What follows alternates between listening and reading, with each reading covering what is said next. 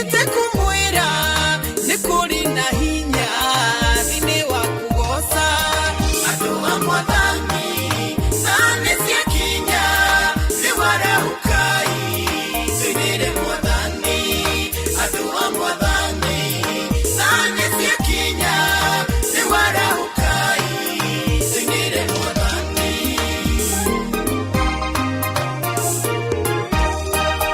Daudi agocaga roho koima thĩinĩ wa Saũlũ akagĩa na thayũ. Daudi agocaga roho koima thĩinĩ wa Saũlũ akagĩa na thayũ. Andũ a Mwathani na nĩ ciakinya nĩ warahũkai thĩinĩ Mwathani andũ a Mwathani na nĩ ciakinya nĩ warahũkai thĩinĩ Mwathani.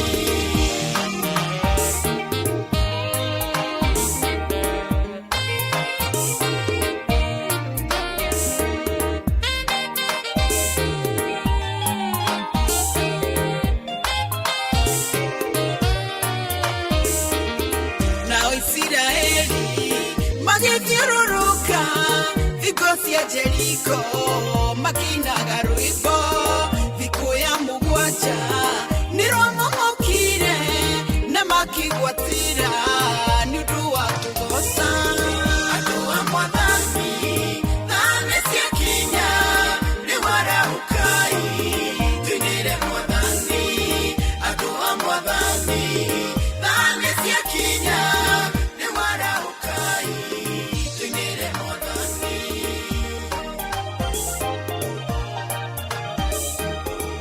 Good morning, praise God. Karibu sana.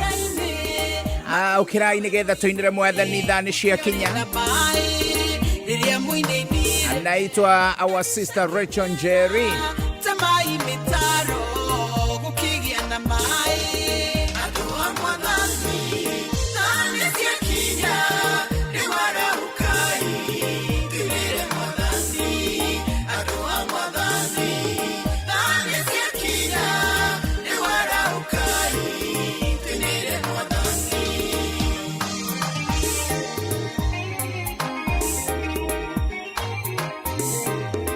Hi Emily.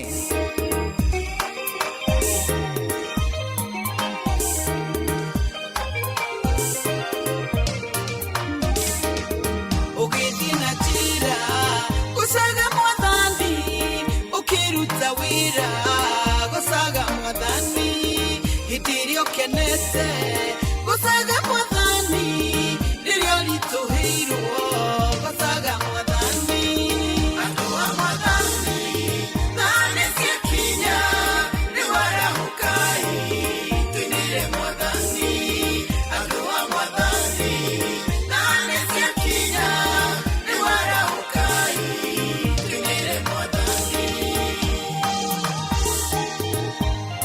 Thank you muno kuhana ati andu kiamukire ngeithi ciakwa ngwihoka ati wi mwega na wina thayo. Thank you so much and karibu sana.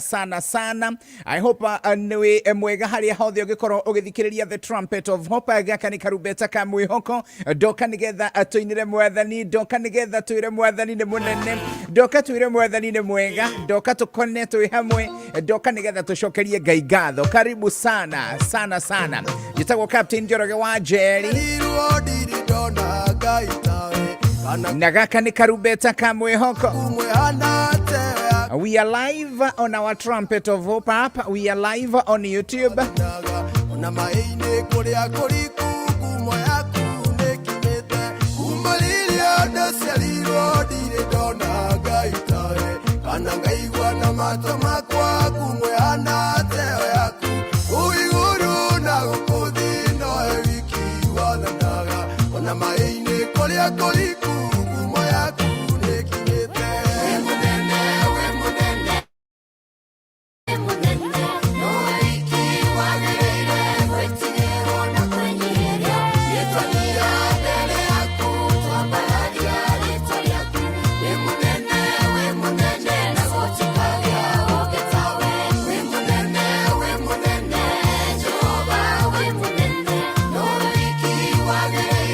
Waiting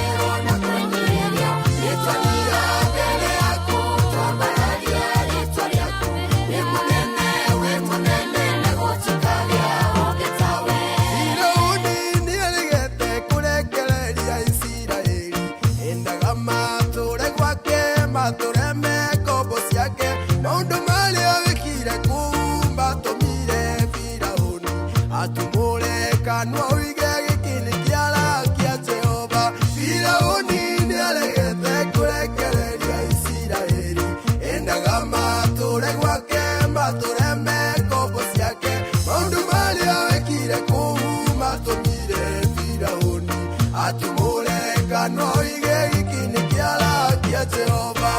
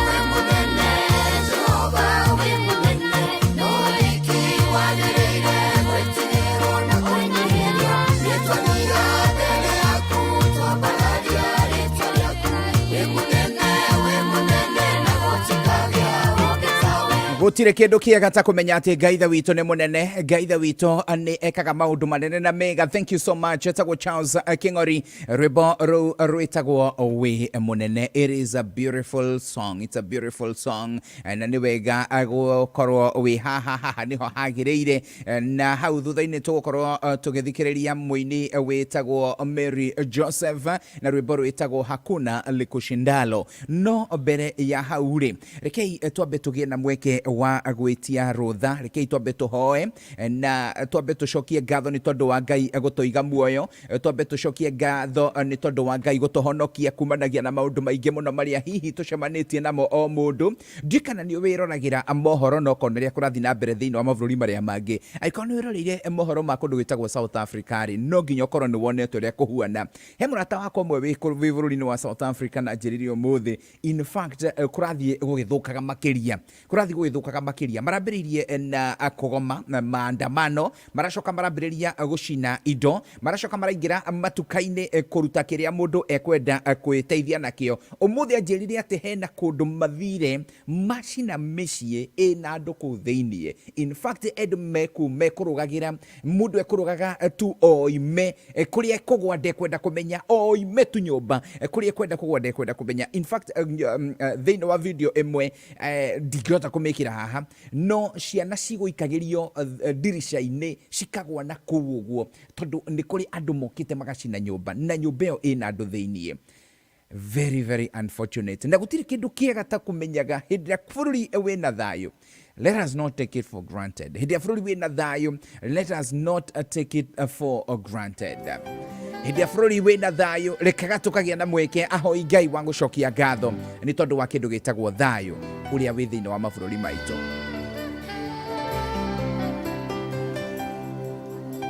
Thutha wa kahinda gatarĩ kũnene na kũringana na mũbango ũrĩa ndĩ naguo thutha wa gĩcunjĩ gĩkĩ kĩa ndagĩka ta 20 ũguo nĩ tũgũcoka tũgĩe na mweke wa kũhutia maũndũ megiĩ ũteti hanini. Nĩ mũmenyete kana nĩ gũkoretwo kwĩna maũndũ maingĩ na mũthuri mũrata wakwa mũno mheshimiwa ũgwĩtwo Kimani Njeri. Honorable Kimani wa Njeri nĩ egũkorwo tũkĩaria nake. He is actually here in the US, so we'll be having a short discussion with him. Na mheshimiwa gwitwo mheshimiwa gimrata wako gwitwo honorable muitani chairman wa ado macokanirie kuma kuria Massachusetts akiama kia UDA tukorwo twi nao thĩinĩ wa studio nigetha twaragie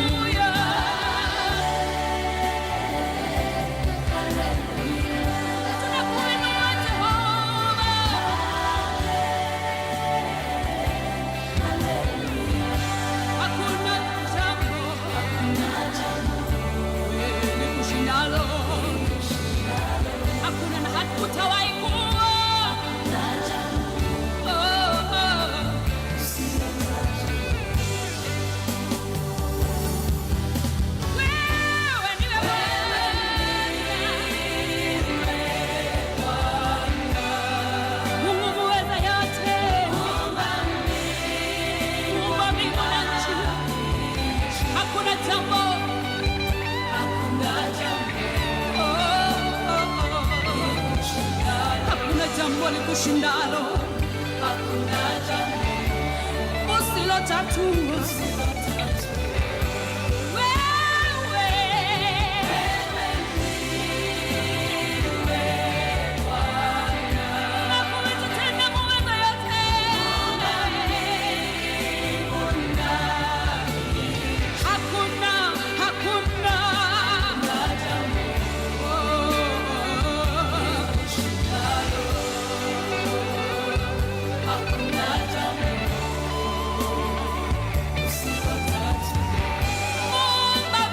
Kuna jambo asilo liweza. Ribo ruthaka muno rwinitwo ni Mary Joseph. This is the Trumpet of Hope. Nagwenda tukiarahuka rushine we urarahuka nyambe ngwire ati gutire undu ono mwe Ngai witu aremagwo niguo. Ni ahotaga kuoya mundu mwagi akamuiga metha-ini iria irarianirwo kana irarirwo ni atongoria, akaiga mundu utari na igweta akamuhe mweke wa kugia na igweta, akagia na hinya wa kugarurania maundu kuria gutari gukagia na kindu kuri na hevata wa kugia na mwihoko ucio thiini wa buku ya Ngai.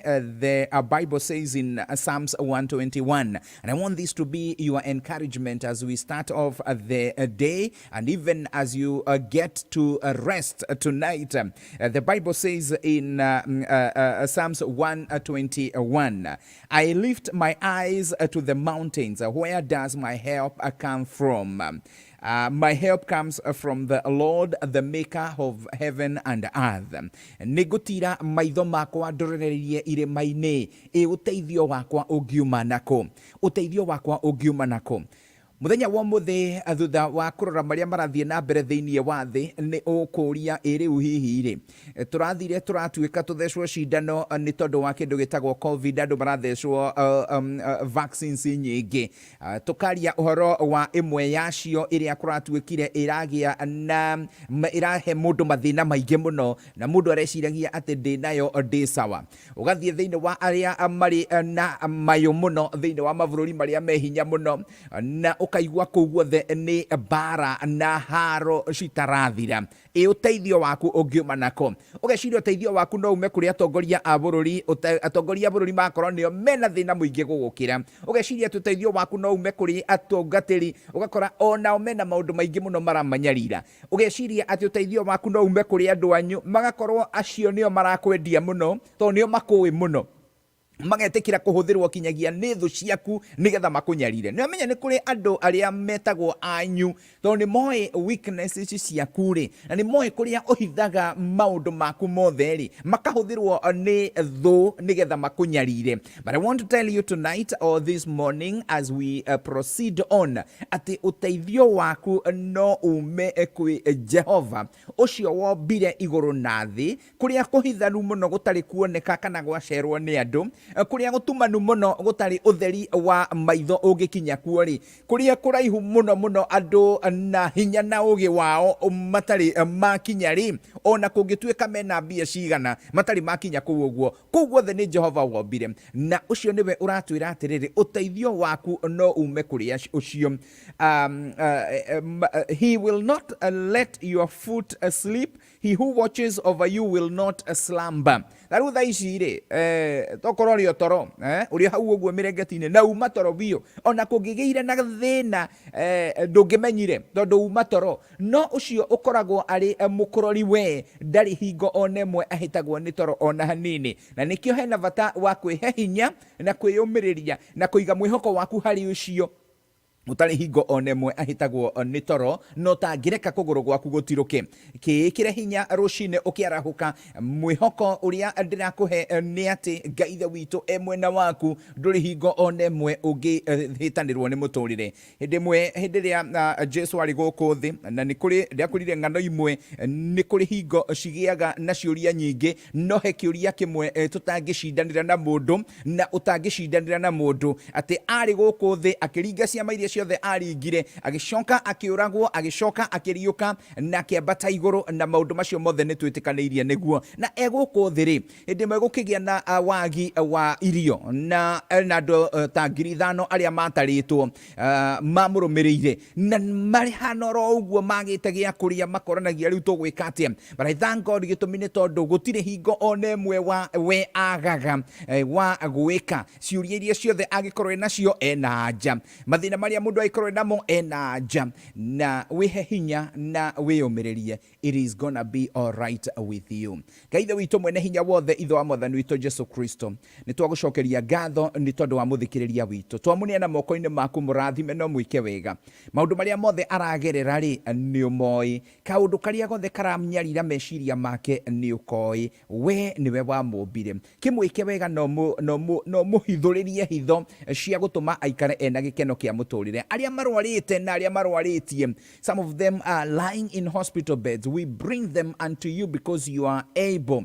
Kuria guothe wathiaga ugeka wega aria hutu ukamahonia aria mena kieho ukamahe thayu aria Ngai witu arwaru wathiaga ukimahonagia kuria guothe wathiaga ugikaga wega na tondu utwirite ati twaroria maitho maitu na kuriwe ni uritumaga mothio maitu mahenieri. Even now we believe that your word is life. We believe that you gonna do like that because you're good God. Ni twagucokeria ngatho na twakwambararia gitumi ni tondu we wi Ngai. In the name of the Father, the Son and the Holy Spirit, and we all say amen. And we all say amen.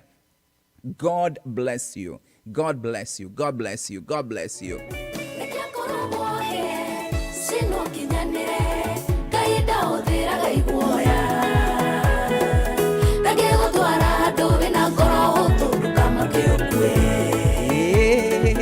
Te quiero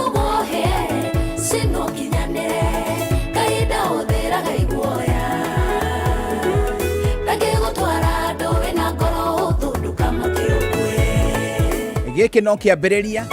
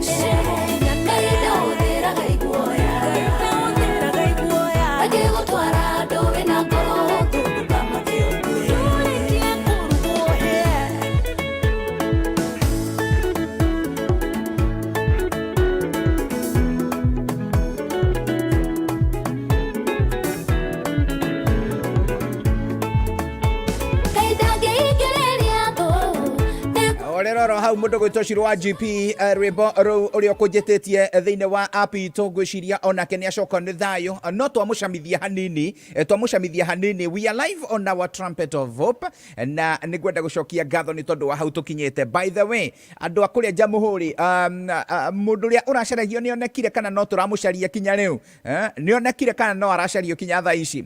Imagine mutumia umwe ari muthigari riu arathii akiuraga uguo agipenyaga akihithaga kinya thaa ici matira maramuona na kaundu kau uguo ni gatumite andu magie na ciuria nyingi muno cia kindu gitagwo ruhonge rwa ugitiri thiini wa bururi witu wa Kenya. Mundu ucio umwe no aragicario no riu haria haritu muno ri ni uria marathi makoiga ekunyuaga cai na ikuru mara oima ni ekuonekete kayore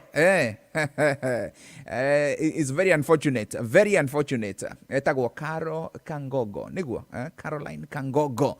And anyway, that is Kenya for us. We hope that aria marutaga wira wa ugitiri thiini wa bururi witu ni mekwagucagucia thogithi nakuo kuria gwitagwo Kiamba constituency kuu nakuo nikuo hihi kihiuheire ngwatiro ithurano cia by-election ya Kiamba constituency irorete gwikwo na gatagati ka andu aria mari haria front runners ni mundu gwitwo Kareri Njama na Kawajiko na kiama kia UDA na mundu gwitwo Kareri Njama na Jubilee. The thing is na ihoya riria twikorwo twinario, one, let the people decide. Rekei andu a Kiambaa mecagurire MP uria mekwenda.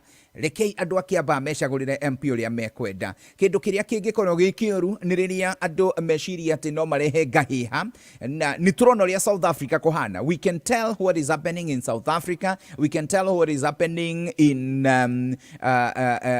other nations kuria kwanakorwo kwina ngahiha. It is unfortunate agikorwo hihi thiini wa a by election no gukia andu megukorwo hihi makomboretwo nigetha moke marihe ngahiha, wishi wa kura. These are things that we don't want to hear. Kiambaa constituency ni koretwo ina thayo muingi muno, ikoretwo ina thayo muingi muno, no ni urathie gukora amwe a aria marageria kuhura campaign makoiga ihi Kiambaa ino noyo Kiambaa iria, and Kiambaa kuria kwari na ngahiha kidogo kuria mwena wa Eldoret, Uasin Gishu, kuu ni that is in Rift Valley. Ndio ikiria gigutuma andu mecirie kuhihinya kana kuriukia maundu mamwe mamo andu matendaga gukorwo makiririkana kana makimagweta. So we pray that there will be peace in there will be peaceful by election in Kiambaa constituency. There will be peaceful by election, and andu a Jubilee, andu a UDA, tondu hihi ninyo mwe haria mbere. We want to see the respect of the people's decision, yeah, people's choice. Andu maheo gitio uria megucagura uhoro ucio uikare uhana uguo, uhoro ucio uikare uhana uguo. Ni thaa ithatu Central Standard Time, thaa inya Eastern Standard Time. Ndi muthuri murata wakwa ugwitwo Paul Moite. Paul Moite, na nindiramuona mwena uria ungi. Ndiratanya thutha wa hau no tukwaria na mheshimiwa Honorable Kimani Njeri, mujumbe wa kuria Bahati, na kwina maundu maingi muno maria tukwenda guciranga. So mheshimiwa ni twaria nake riu, so he's logging in any minute from now nigetha twaragie nake, na hikamwiria okite reke twambe tuigue mundu gwitwo let me see, twambe tuigue muthuri murata wakwa muno ugwitwo Paul Moite, na Paul Moite kuma kuria mwena wa Massachusetts. Paul Moite kuma kuria Massachusetts, na kamwiria jigwite mugambo wake. Misi kana mheshimiwa onake ni haririe kuingira thiini wa gitama giki. This is a round table. We want to have just a round table and discuss a few issues and a few things right now. Na tondu maundu maya ni maitu na no nginya tumeke. So Sally Wesley, thank you so much and welcome. Mundu gwitwo Regina Mwangi, Jen Moshani, asante sana. Lydia Wambua, thank you so much, this is home. Victoria Mwams, mimi nimemiss wewe sana, thank you so much for coming. Wanjiko Maja, thank you so much, and I can tell that you are doing very well in Boston Medical Clinic in Worcester. That is very good. Thank you for promoting that. A friend of mine, mambo inakuwa maridadi. You have promoted my friend. Thank you so much. Now I can see Mheshimiwa logging in. I can see Mheshimiwa is coming in. Yeah. Yes. Technology here. I can see his...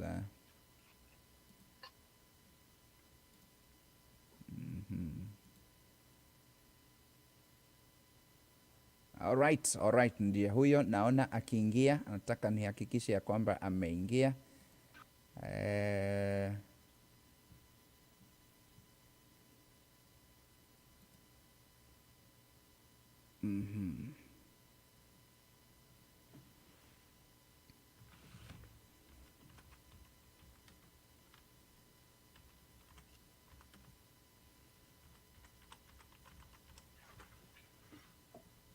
Hii ni mzuri.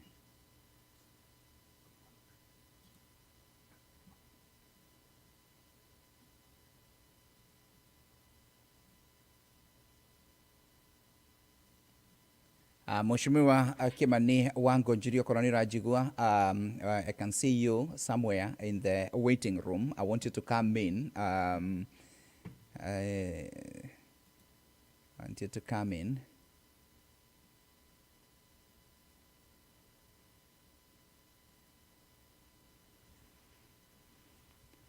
Good. Acha tuangalie hiyo maneno.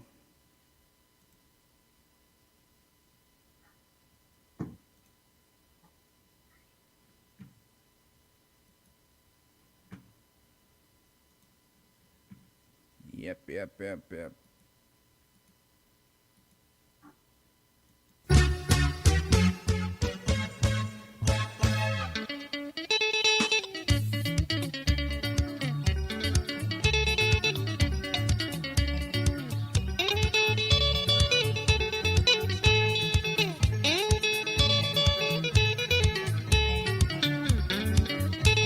Jenny Wamushene, thank you so much.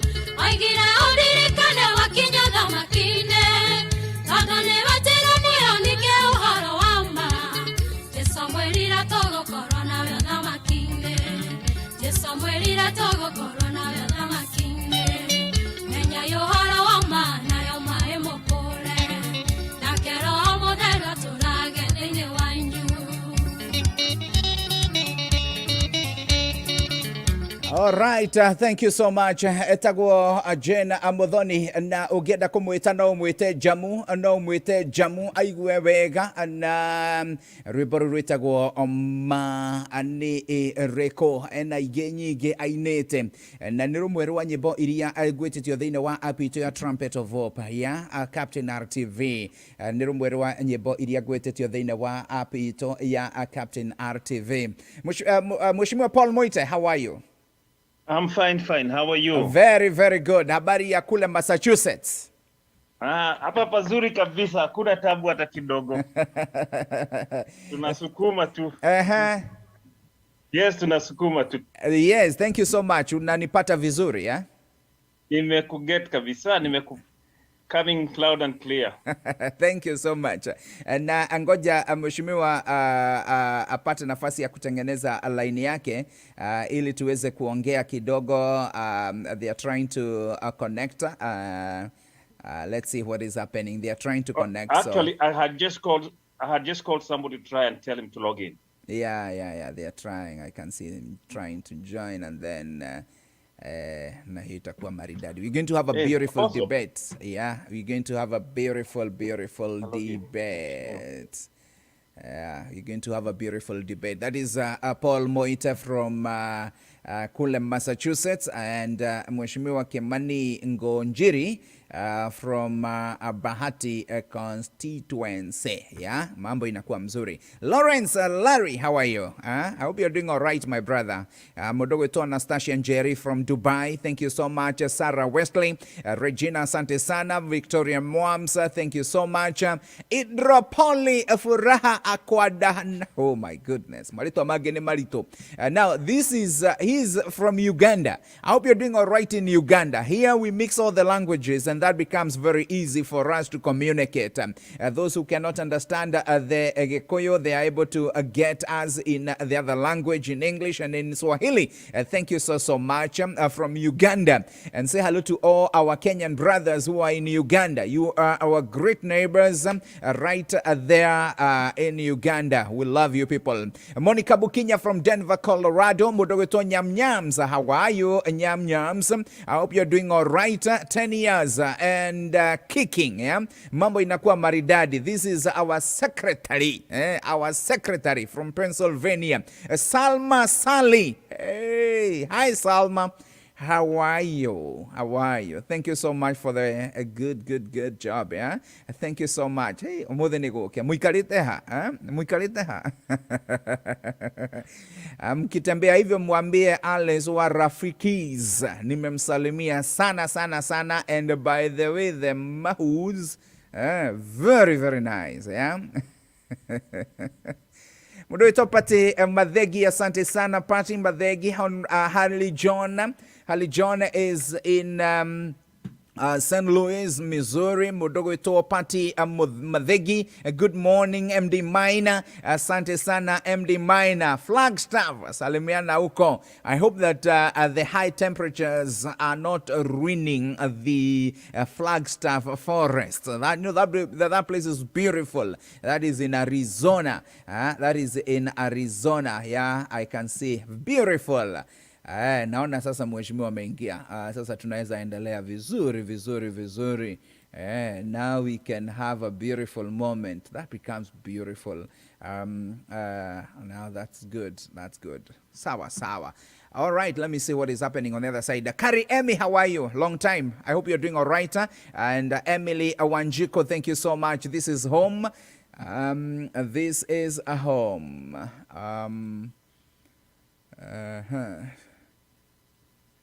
Good. Hi. Good. Ageni akwa ni mambiriria kuingira riu no nginya twaikaraga makiroraga uria maikarite kana ni maikarite wega ndikarehe video haha oguo. So we are setting up that other side. Mheshimiwa Muite we wikarite wega. By the way, namenya nguga Mheshimiwa Muite ngeciria ni Paul Muite uria wa kuria Gikuyu. Ti Paul Muite uria wa kuria Gikuyu, o ni Paul Muite wa kuria Massachusetts. Ni wa Gikuyu? No, but right now. Right now, in this context. I know what you mean. In this context, Mheshimiwa twetereire video yaku yambĩrĩrie nigetha twambĩrĩrie kwaranĩria. Mheshimiwa Kimani Njeri, we are waiting for that, and then we'll start making some noise right here. That's good.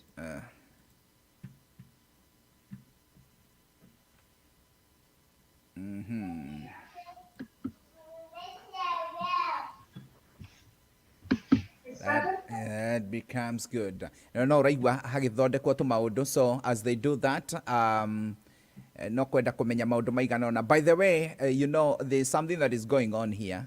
One, thĩinĩ wa bũrũri wa US, Kenyans arĩa mekuo arĩa makoragwo makĩnyita mbaru kana mendaine na mũndũ gwĩtwo the deputy president. They went to Seattle, Washington, makihigura wafishi nitokwenda kumenya ishio hanini, and now they are just about to do it in Massachusetts nitokumenya ishio, and that is why Bwana Chairman is here, Paul Moita is here, so we'll be able to we'll be able to listen to what they have in store for us, just briefly, and then my friend, you know,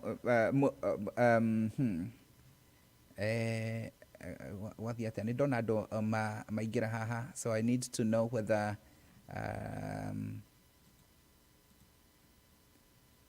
yote ni sawa.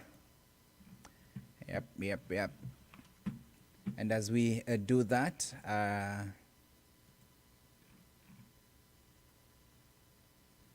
we'll listen to one more.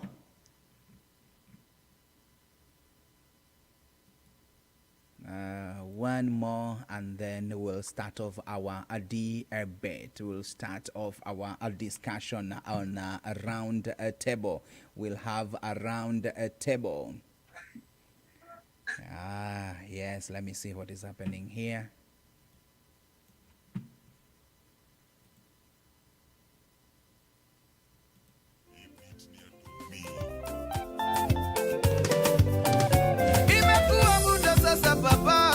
Kuimbia kigosho baba, nimekuwa nikijishughulisha na marege na maraga, mablues zikafanya mimi nikalala. Sasa nimeamuka baba, naimba kigosho. Waliniambia kigosho poa, nifunge kiremba juu ya kichwa na nijue Gikuyu wakaniambia kigosho poa, niruke katikati ya wimbo hivi.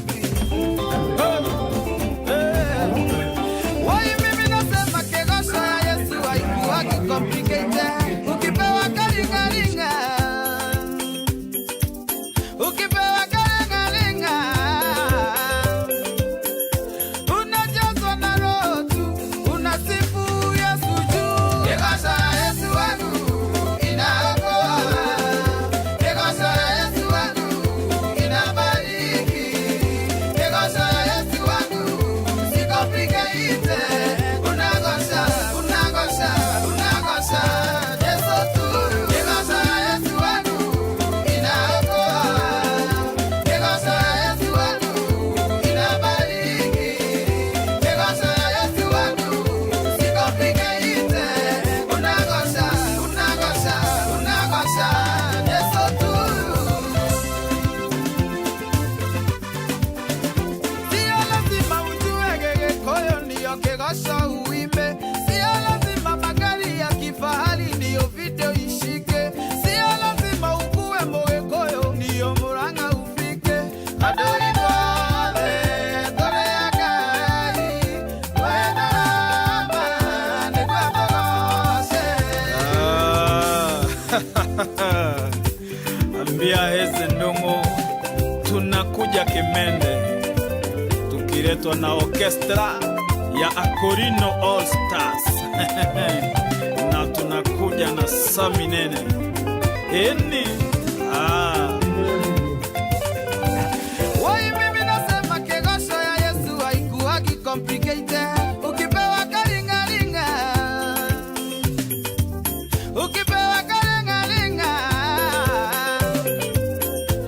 unajazwa na roho tu, unasifu Yesu juu. Kigosho ya Yesu wangu inaokoa, kigosho ya Yesu wangu inabariki, kigosho ya Yesu wangu sikopike ite.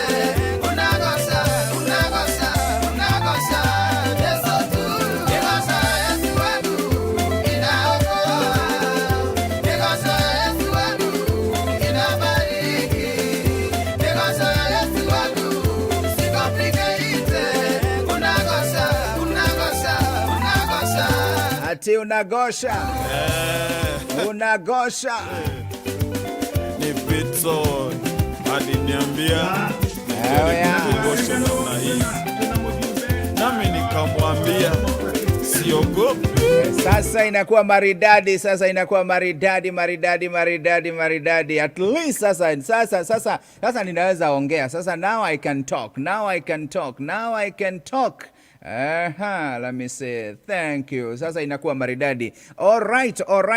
Najua nilikuwa nimekuambia tutakuwa na mgeni. So I was worried kama haingeingia ingekuwa vita.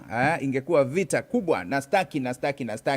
And we're going to have a debate or just a round table. This is a round table. This is a round table. You're going to have just a nice round table. You can send in your questions to our line in the studio. You can send in your questions to our line in the studio or comments down here because of the time. I can try to add a few people on the link so that they can ask a few questions, but before then, wacha tuone hawa watu kama wameingia. Nimewaona. Muriega, habari zenu? This is awesome. Mheshimiwa Kimani Njeri, long time, my friends. Ati that day,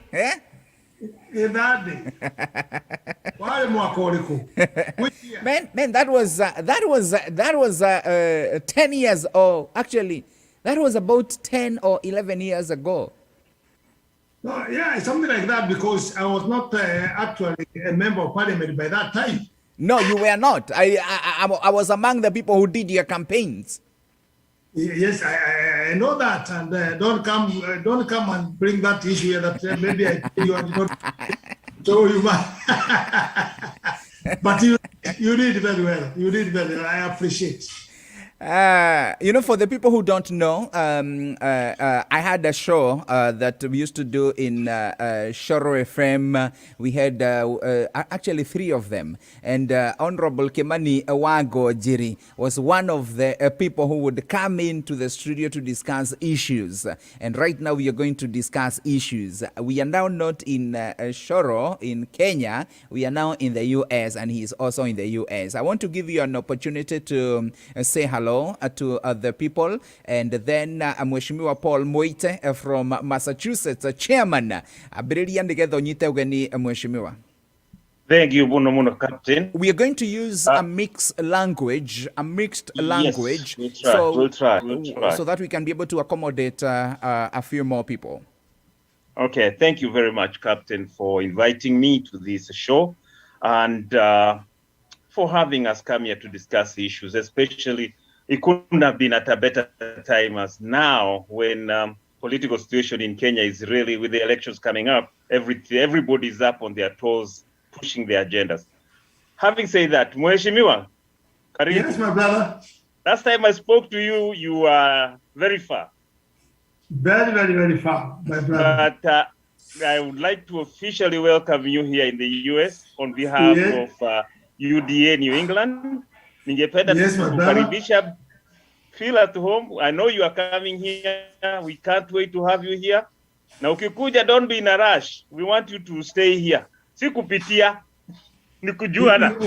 Unajua ulisema namna hiyo. You know you are the one who requested me. When we were talking, you said, no, don't give us program. Leave it open. I'm trying. I'm trying to leave it open.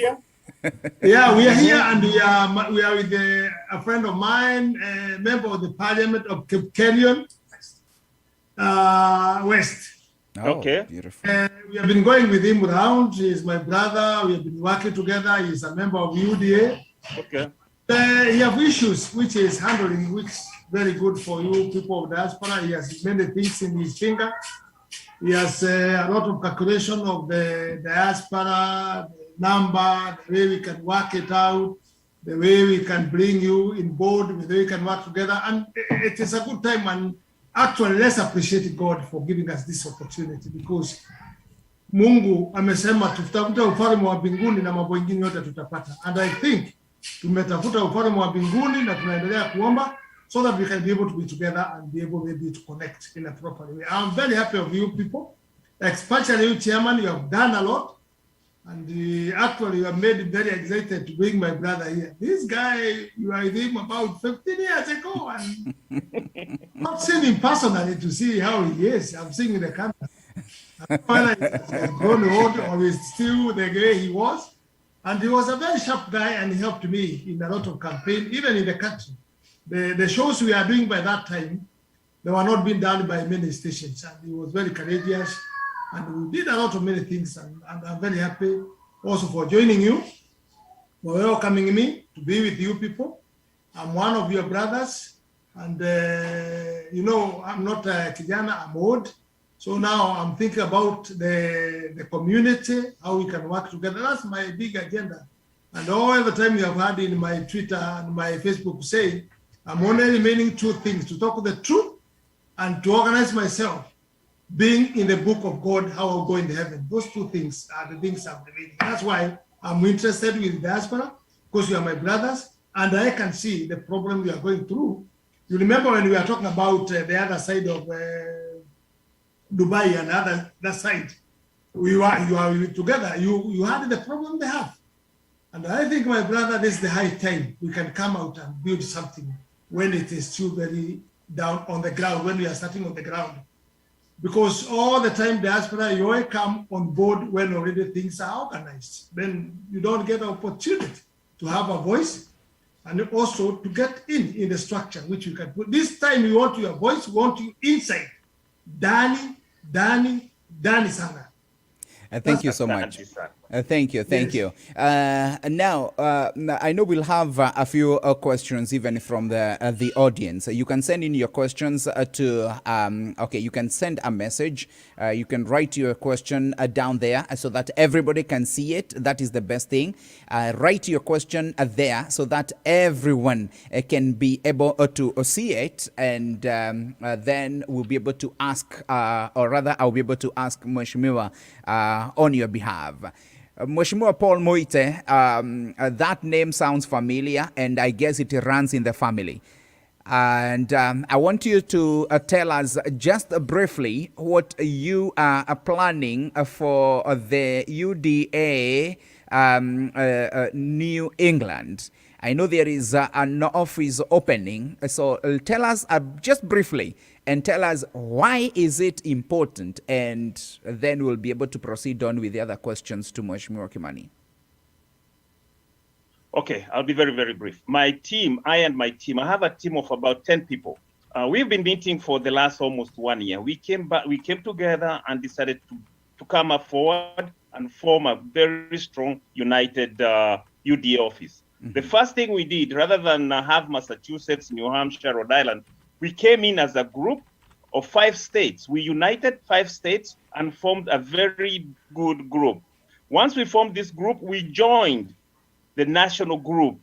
Okay, so we are represented in a national sitting. And my able 10 people, each one of them have been given their own task. I have an assistant, and we are gender sensitive. I have an assistant who is an apostle, a lady, Esther. I have a coordinator who is a fantastic man, David Gekonyo. I have a communication director who is Jenga, assisted by Pastor Ndaboki, Secretary Tony Gare, Jomo, assistant director. So we have a whole lot of team. Let me be very, very brief. Once we joined the national office, we found that they were still acting on state. Each state was trying to get registered. But we had gone a step further because we had united them. So we brought our vision to the national office. We told them, let's do this. Let's have regions rather than every state coming on board to be registered. So they are forming 8 states. 8 regions. There's our region, there's another one in Pacific. So we are going to have 8 offices in the whole of the US. And then from each office, we are going to have governing council. So we are giving governing council people from these offices. And then out of these governing council, these states or regions, they are formulating their ideas. What is it that you want UDA to do for you? And then we are going to come up with one comprehensive document. But before I finish, I have to really mention something. Since we were way ahead, while the other states were trying to form into regions, we asked our airport coordinator, David Gekonyo, what do we do? He came up with a very bright idea. Mm-hmm. Why don't we help other people? Right now, we have reached out to Middle East. We have helped them to organize. We have gone to South Africa. We have gone to East Africa. We have gone to where? Canada. We have assisted all these offices into their formation. Once they form, then we are going to have a universal diaspora council. So we are still in the process, but I know time is running out. We are very much ahead of our schedule, but we are very much on the right path. Did I clear everything within a very short period? Thank you. And now there is something let me mention one thing that I think I should mention. When we started in New England, we were just about 20 people. Right now, as we are talking, we have over 1,200 people who are registered and ready to move. And this is just beginning. My able team cannot wait for Friday when Mheshimiwa is going to come here and witness the mass following that we have. Thank you so much. It has really gone because people have realized, well, let's start bottom-up economics. They have really bought the idea, and Mheshimiwa will come and really be able to explain or answer any questions that anybody may have. But as far as the team is concerned in New England, they have done a fantastic job.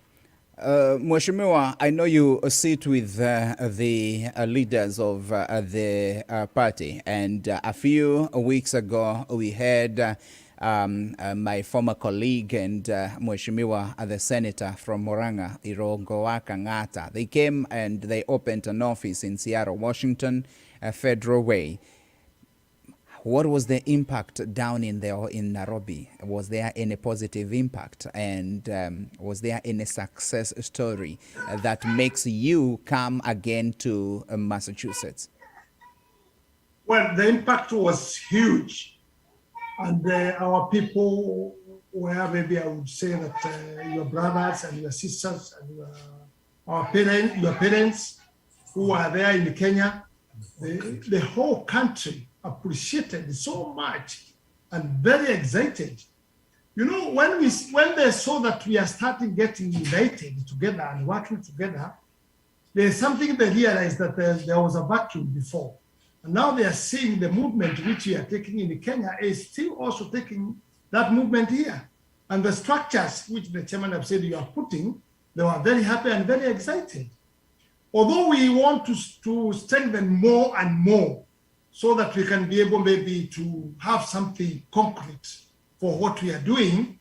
And that's why I would beg the chairman to know that the whole country of Kenya, they are looking for you, they are looking for you guys. And the whole world is looking, is it going to be workable? And it's going to be workable because the structures you have heard the chairman saying, that will be the council. That's what we want. Let's devolve the power so that we can be able to coordinate properly, even if it's from one office, but let's do the devolved. And that's what we have done even in Kenya, in the county, 47 county, and it's working very well. So even this one, it is going on the same line. And what I want you it is that let's continue. And I would like to say, I'm seeing it better. And we are very much ready. And the deputy president knows this. Some of you people who have been coming there, we have, like Konyo, we have met with the deputy president and also other people, even the pastor in Missouri, our good friend also, I made sure that he had met with him. And also even yourself guys, we want to make arrangements so that you can be able to be talking with him direct. He is a simple person, he is somebody to reason what people are saying. And he's also very, very excited and very happy with the structure which you are putting. So the answer is that we were very excited and we are going to take over everything which you want us to do. Thank you so much. Mheshimiwa Kimani Njeri, there are many years that I have known and worked with you. I know you are a fighter, you are a go-getter, and you fight for the truth and you speak the truth. That one I know. And you don't, you're never ashamed of telling it as it is. And sometimes you are together with the president, you supported him and you have done a lot with him. And when you think that your interest or the people's interest who sent you to parliament are not taken care of, you speak it fearlessly. So tell us, the people in the diaspora, we are here because of our own interests as the people in the diaspora. In the manifesto of UDA, are we anywhere? Are we there as the people in the diaspora? Kenyans in the diaspora don't vote because of whatever reason. We cannot tell. I don't know whether there is anything, and I know Mheshimiwa Mwite has been pushing this one. Is there somewhere in the manifesto of UDA that makes you people come and open offices in the diaspora? Are we going to feature anywhere? Yes, let me say yes, because actually we have not yet completed and sealed our manifesto. And the intention, that's why we are coming to meet you and to talk with you, so that we can go ahead and get your proposal. As the chairman is saying, we need more input from your side, and we are ready, open, because we are thinking we need to have leadership of diaspora in our manifesto inside, so that it's not just making the stories and meeting you here and telling you now, you come and help us, help the party, help the country. No.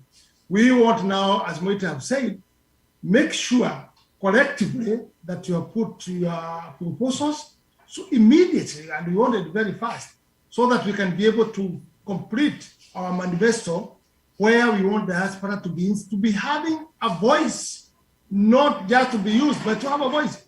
Because we have realized the foreign currency which you are bringing in Kenya, it might be first or second out of coffee, flowers, and all those kind of things.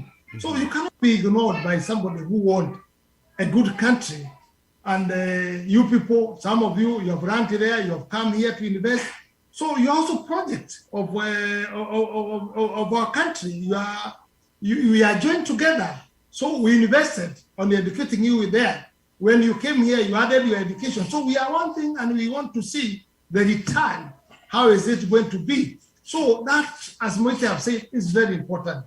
And we want you finished, and we want a group of you to come and sit down with the deputy president, and also we as members of parliament, a senator, and all the other people who are there, members of parliament, the governors who are together. We want to make a meeting and discuss something concrete to make sure you have a voice. Maybe you might have a proposal that, why can't we maybe open later and make something like there's foreign affairs ministry? Why can't you also think of diaspora ministry, so that where you can have a voice, so that you can be talking and you can be proposing in the government? Let me give you an example. If you say that now the money you are bringing in the country, it is actually needing first or second, that's what I've said up to now. And why are you investing? Why are you bringing that money home and you have no voice? Why are you coming in ODM and you have no voice? You have no seat. Why are you voting? Why do you vote? You vote for what? For what? Why do you vote? You vote for people, but you are not inside. You are not having the structure. It is unfair. We want you now to have a good structure when you start discussing that even the money you have, you can put that money. Let me give an example. If you are about 200,000 diaspora here, then you may say $10 each. $10 each, count by a month. Yeah, you'll be having billions of money. Why don't you put that money together? Make sure you have opened a bank. Make sure you have here somewhere you can put that money together with a good structure. When we want money there, maybe to build a dam or something, 200 billion, 400 billion, then you can rent the government with agreement. And let me tell you, renting the government is guaranteed return because it's a government. Neither the president who is there goes, the other one comes, the other comes. It is a guaranteed borrowing. Why are we going to Chinese borrowing the money? For small things. And also, why don't you do that and come and make the structure that money cannot be stolen? You'll be able to control. You can be we can maybe appoint some of you to be a minister. Some of you can appoint to be senators, members of parliament, because we cannot ignore you where we have reached now with you. You are making our country move when it is completely down on the economy. But now we are depending with your money. Don't forget that foreign currency which comes in, it makes the government to be able to buy or to pay back what they have borrowed with the money you are bringing. That's why we are saying continue making that structure, and we are very much interested to make sure this time is not just to talk. This time is action.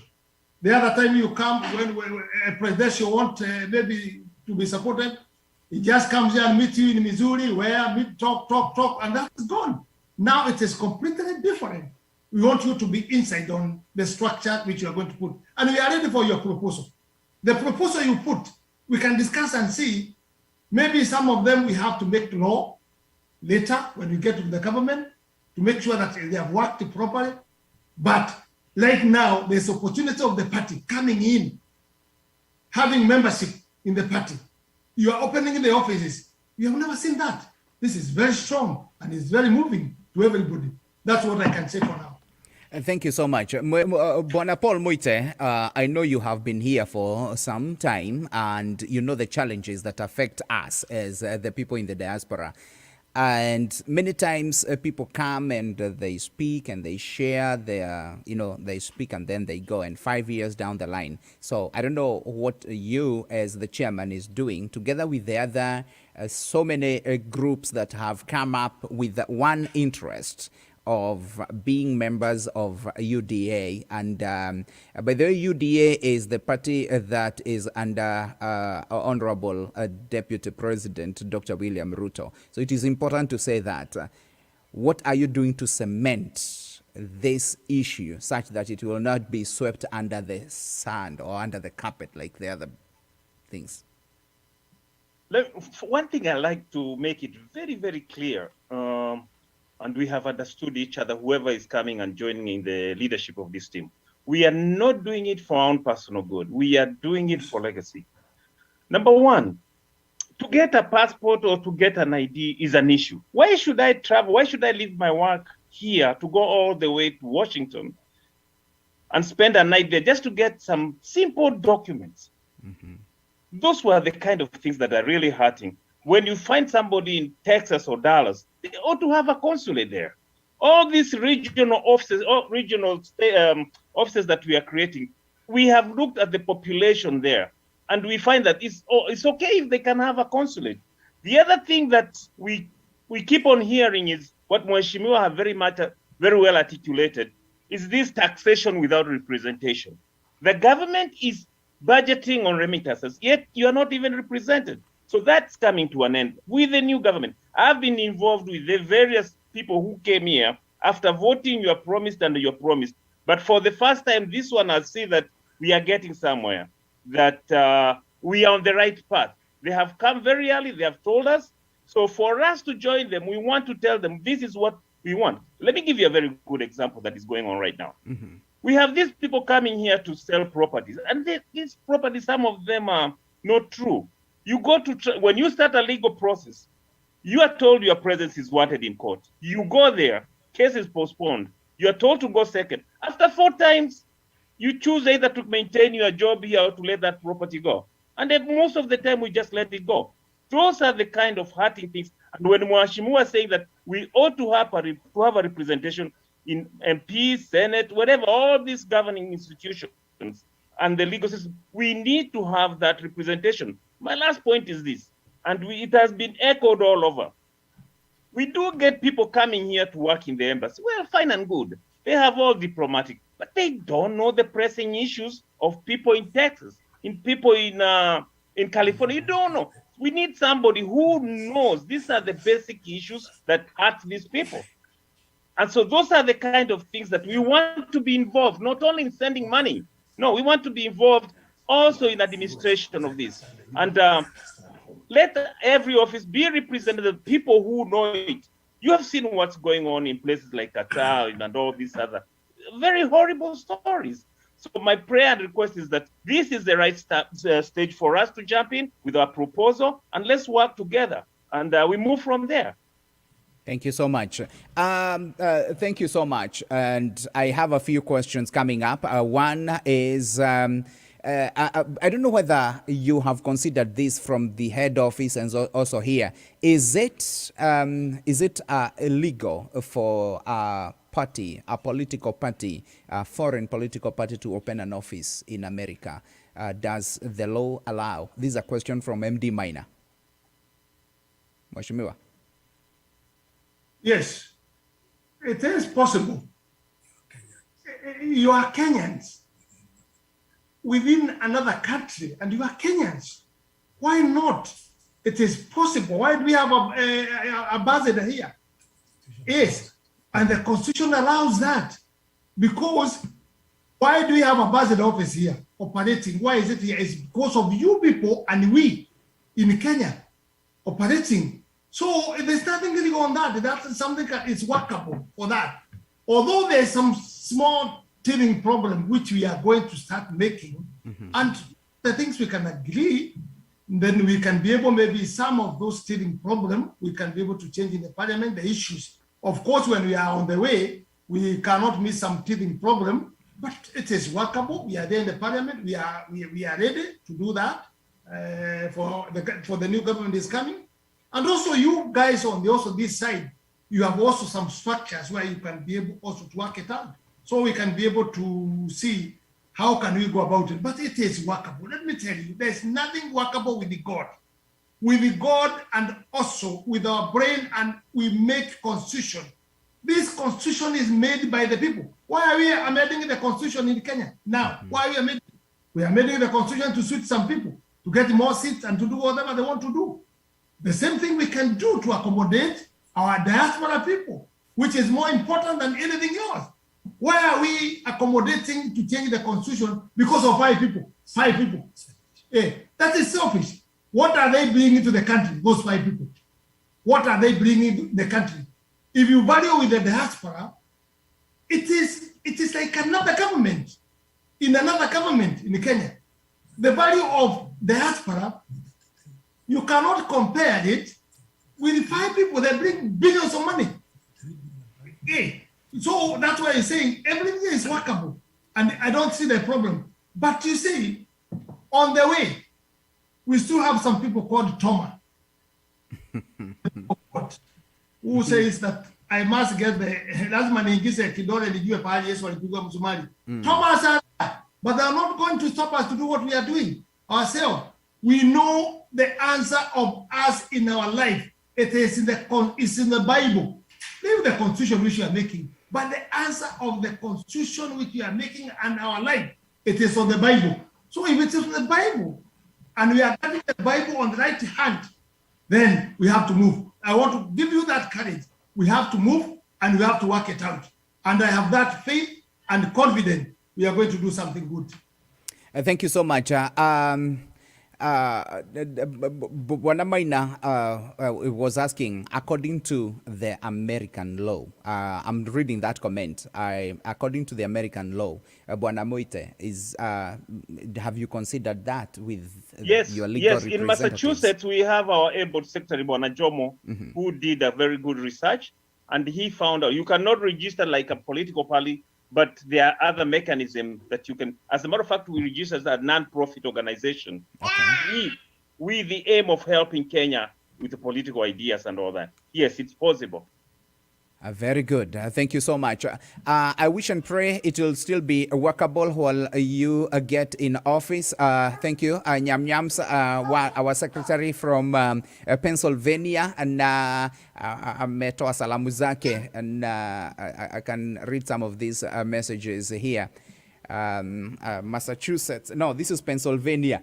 Do you have a team that is representing Pennsylvania, Bona Moite, or that region? Yes. Pennsylvania, Delaware. That region is also there. It's being represented. Now that is very good. So Ruth Nyambura, our secretary, Pennsylvania. Let's know when they are coming that side. Let us come to the issues, other issues that I know Kenyans are burning with this. The issue of right now, wafishi tukahigura kule Massachusetts. Let's see. When are we opening that office? That is on Sunday. On Sunday the 18th. Sunday the 18th at 5 p.m. we are going to be opening that office. and we'll have Mheshimiwa, and the Secretary General, Veronica Maina, is coming down, and we'll have such a big, fantastic time of setting up our UDA New England office. And then from there, they are going to Georgia and some other places. Thank you. Before we finish on that, Mheshimiwa, what are we going to do to bring together the so many factions? I know you have seen those WhatsApp group. So many factions coming in, each with some, different interests. What are we going to do to bring them together into one strong winning team? You see, actually, that's a very good question. But I urge you, actually, if we in Kenya, we are not in the standard you are here, and we can be able to join together and be one strong party, why not here? You are clever, you're more educated. As we are dealing with the people, even some of them who are not educated, and we are showing them a way, and we are connecting, provided you make the leadership forum, leadership. And let me tell you, people must accept to be led. People must accept to be led, because like the group now I'm seeing, and I'm meeting with them, and wherever I'm going, opening the office and all doing all those things, they are sacrificing themselves, their time. They are using their money. Some of them, they are paying for us a ticket. We did not ask the deputy president when we are coming here, we are coming to do it. No.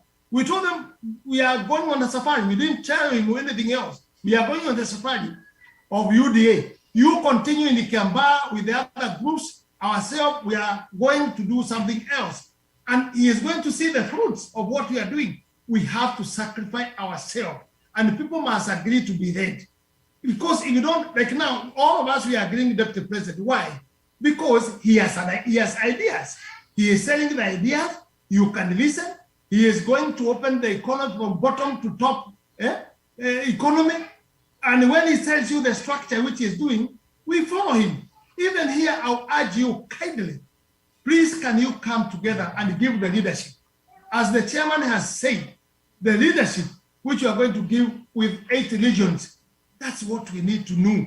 And that's why we want to know that, and that's what we want to say, that everybody has his own gift. We cannot lead all of us, but we can benefit when we have good structure and good leadership. We all of us, we are going to benefit. Our parents there at home, here, as he had said, their chairman. You see, why did the government bring you Huduma number here, and you are almost all of you registered Huduma number? Why are they not letting you vote? And it is the constitution. We are not making a new constitution for that. It is there. It's provided by the constitution we have. But you see, they just go small countries like Tanzania, Uganda, about 4,000. You can imagine 4,000 living, be a million of people who are supposed to be in the structure. That's why we are saying there's something wrong. But we need to clarify now and to make it workable. So it is very simple for us to go like that. And I think the way I've seen the chairman and all the others, my big request and my big prayer, because myself, I know when I'm doing the good thing, it's God. And I believe that what I'm doing is God who is leading me and you people to be together. How have we come to join together and even to have this chance of talking? It is God. The same God is alive as he is in the seat in heaven. So we have to join together, bring everybody and kill the tribalism completely. Tribalism, don't forget you are from Kenya, all of you. Neither you are Kikuyu, you are Kalenjin, you are who, all of you, neither you are from Nyanza. We are not talking about that now. We are talking about coming together and making a force which can be able to help anybody, everybody. Let me tell you, there are people who, some of them are very down. And they are hearing this, they are very excited, and also they are praying God for it. So I know it's going to work out, and I know it is going to work, and I know our deputy president, he is very willing for that. And I would say we are not fighting with anybody, because we are very faithful. We voted, we worked hard, very hard for the president, Uhuru Muigai Kenyatta. And we have no problem with him, but his time is coming to get finished, my brother. This is a transition. We must prepare ourselves. When we are with you in Shoro, When you are not married, when you decided you want to get married, you started behaving differently, not the way you are before. And after that, your children have started now requesting you, this is what we want, and you can now talk with them. That's what we want. For now, we want to work together, all of us, and it's going to be workable. And we respect our president, we have no problem, but we must have democracy of saying, this isn't right, this is not right, this is what we should do. Like the borrowing now, we are borrowing, let me tell you, we have borrowed money until we are in a big problem. And we are investing wrongly. We are investing where there's no return.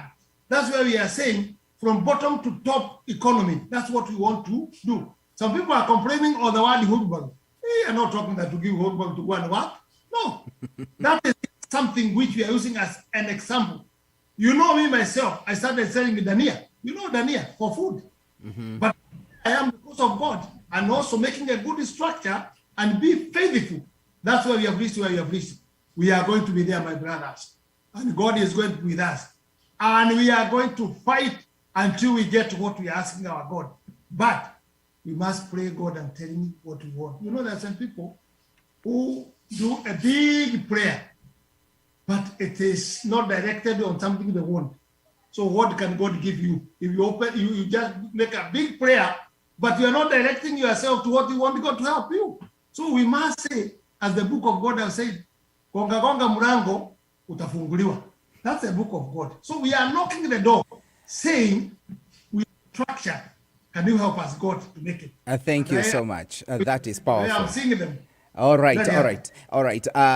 You know, tukiaria na andu a nyumba thiini wa gicigo gitu hanini no twende kumariria hanini onao nigetha maigue na ruthiomi ruria mekuigua na Mheshimiwa Paul Moite, you raised your hand. You have something to add? Yes, when I kuongera hari okugite about formation of different groups. We encourage you. They form groups. But we are coming to this stage by on a more form group they have to report to your regional office. Regional office now it report to the Central National Office or Governing Council. We are coming to a point on a more form group. So far as you get yourself attached to your regional office, mutijota go communicate na main office kana na handu hagi. There is a procedure and stream that to inayo. Mufomo kuda murenda we form muthie ko your regional office bamenye mwekuo kama particular problems here Massachusetts, issue problems here Dallas. Mu come up na your issues mweso mwari kiago iso to report kuria kwa main office na mego kama report to the head kuria Governing Council. Na watwera Nairobi communication ndiri ukaga kuri inyu through eri ukaga through the Governing Council back to you. Tugia na mutaratara mwega na nigetha tuonanie that we are serious. No, that's all I wanted to add. Shokera hau hariri na mundu gwitwo Larini aroria shokera kana nigetha to insist hau uguo tondu turariria andu aria meguko US right now. Shokera horo wa registration, is it approved by the Secretary of States kumba different states and as either an organization or whatever form of legal representation thini wa US nigetha andu matigathie kuhingura wabici mena guoya? Yes, of course, yeah. Ndwathi kumehingura ndungihingura political office. Iyo ni procedure ni kurehe thina. But you can open like a non-political office ya guteithia andu. Na urateithia na idea cia muci. No wathi kuhingura, you can do that like Shitako 301C. Our secretary Jomo ni erikitie gwikana, we already registered. Koguo our state ni requirement ya. No wathi kuga wathi go from political party office. Iyo ni ukurehera some legal issues. But you can form there are so many other ways you can form it. Agenda no de mo contract Jomo kana modo itagwo big bo hua they make much information. We didn't have any information doing all this. All right. We can research before we go there. Thank you. Mheshimiwa Kimani, tatuhe horo wa kundu witagwo Kiamba. Hena mundu raigua kwenda kumenya Kiamba kwina githura kwina by elections kurathi atia right now. Just briefly touch a little bit nigetha andu makare me sawa. Thank you. Kiamba hari neta mutumia we matane ti hari ithuothe ona guku US ne jwe uguo ona ndiramenyaga actually nadi mawega you are more political even than us there at home because muko mo updated you later don't I did not know this before, but you are really updated. At the Kaoruka Korea, honor the na adult statement. Gona da horogi mokuma goku Missouri kura koke. Korea, but we are waiting for the news. Da ko da talk to the news. Don't have daria on Android to matamenyete. So you are really updated, you guys, and I'm very happy for that. Kiabari, we are praying God. Agikono free and fair. You see, the can together believe never completely. Ogona drama like a campaign from their side. Let me tell you, they're just psychopaths. They're just using money. Can you imagine that is if it's new, it is corruption? Aduri besa siaduri ile hago siadore akuri. Leo mara tuikile mara hayo siamerie na in advance. Pesa kwa vijana. Ila ale ho merie tano in advance. Is that not corruption? Why are you doing that now? Why are you doing only Kiamba now? Why are you not doing all the other areas? So we are trying to talk about it. Ugo nugo toko akota siana na adwiti. Mutu kale ule miaka o de kutirari ha go bese isio. No utado ne kule kana kura. Bese juni sia tonya. Nigera sio ne kana kura negotiate. But let me tell you, mweko ni ule omwe. Mweko ko ule tikiti. Na drona mubago wake ni okuria radi na ni okuria umite. Na joka ndimwire idariri meritu ya gwithamba. Ni wali kana ya gapio kwa kabila itatu cikagia kura na njira njuri muno ya ukabila. Yanza kwaja ne Nyanza igoka Kalenjini igoka Gikuyu tuikagia kura ta block. But this time we are changing. Ogorora andu akuma Nyanza ni maikeje kebake kura. Ogo ni mera abilie percent iganona, which was very good. Ogorora Kalenjini ni mera abilie le maikeje ohuru. Na magikeria uhuru maita matatu maita mana 202 makamwikeria ikiria 2013 2017 nile makamwikeria maita meri weta mugikura thikiriria ri twithimo tuga baini ati ono ngikuria chuba ithatu amanyuaga ri mundu acoka kidio guoko kana tiguo ndu tumekaga ha structure ya eho ahari no mwaka twiro withwe ikuyu kabla shida tunisikiche ni shumete au ono kone percent na ni nditoro wetu igete nguo haria mwanya nigetha tuhota gwithamba tukoto ria andu atheri riu kaya ngumuhoya no kindu kimwe tadu twiro withini nguo ci haria nja mumenyere muguru kidago kio nguo tumenya twijaga twanyukanie nake andu marigo kumenya atiriri muguru kino niyo wathie njaga kana no woire nguo. We must be very careful on those issues nigetha tuhota guthinaje ria yagirire. And let me tell you, the revolution in Kenya is brought by Kikus now. The Kuni men revolution. And other tribes are very happy. So to go to Kikus all the time, at the do it to take a modogi, no two away to get up there. To go on the Kohe and my belly. Nigga to me Horosu out Kabina, Nigga to go to Kabina go US. A community, Ego Rimwe, Etabo Kenya, the diaspora. So Kiambari, Trahaga Imono, Nameroshi. Leo kwesi dia kokidia gokea leo ule ona nyimu hoy ngai atuteithie.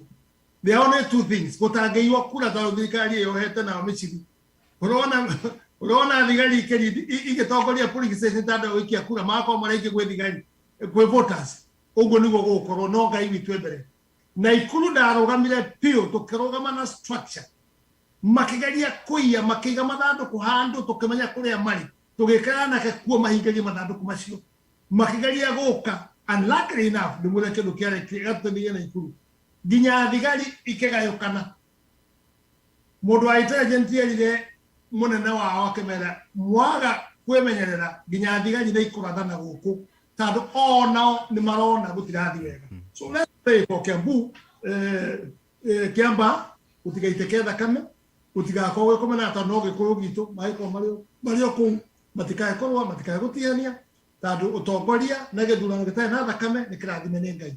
Na I think we are going to do so well also on that. Thank you so much. Nĩ kũrĩ andũ makoragwo marĩ matarĩ magĩtoboka rũĩ-inĩ wega biũ tondu nĩ maririkanaga tũmaũndũ tũingĩ na makambĩrĩria kũgweta twekirwo kana twerirwo mwaka-inĩ wa 2002 twekirwo 1997 twekirwo na makaiguaga marĩ ona guoya. Ũguo ona twoiga atĩ andũ nĩ marikĩte rũĩ-inĩ nĩ gwĩthamba marethamba, angĩ marĩ o harĩa marũthĩrĩirie, ũngĩmera atĩa acio still mararirikanania? Ona nĩ tũraiguire ciugo icio cikĩhũthĩrwo thĩinĩ wa ithurano icio cia Kĩambaa, makaririkania Kĩambaa. Na tondũ we kwanza wĩ wa kũrĩa mwena wa Rift Valley, ndiramenya nĩ ũkoretwo wĩ hau gatagatĩ biũ tondũ 2007 twarĩ o nawe tũkĩgeria kwĩra andũ mahorere, andũ matigeke atĩ, andũ matikarũe, andũ matikerĩhĩrie. Andũ acio matarĩ mararika iria-inĩ ũkũmera atĩa? Ingĩmera atĩrĩrĩ, mũgĩkũyũ ndatũraga harĩa umĩrĩire, ona mũkambia ngiuga atĩrĩrĩ, harĩa mũkambia tonye atige kumĩra omagira mwena ũngĩ. Tũtingĩtũra on past, no maka to progress. Na nĩkĩo njugaga kaingĩ uga atĩrĩrĩ, ona mũndũ ahonokire mĩaka 40 kana mĩaka 50 mĩthiru-rĩ, ũhoroka kwa mĩaka 50 tiguo gwa gũtwara matu-inĩ.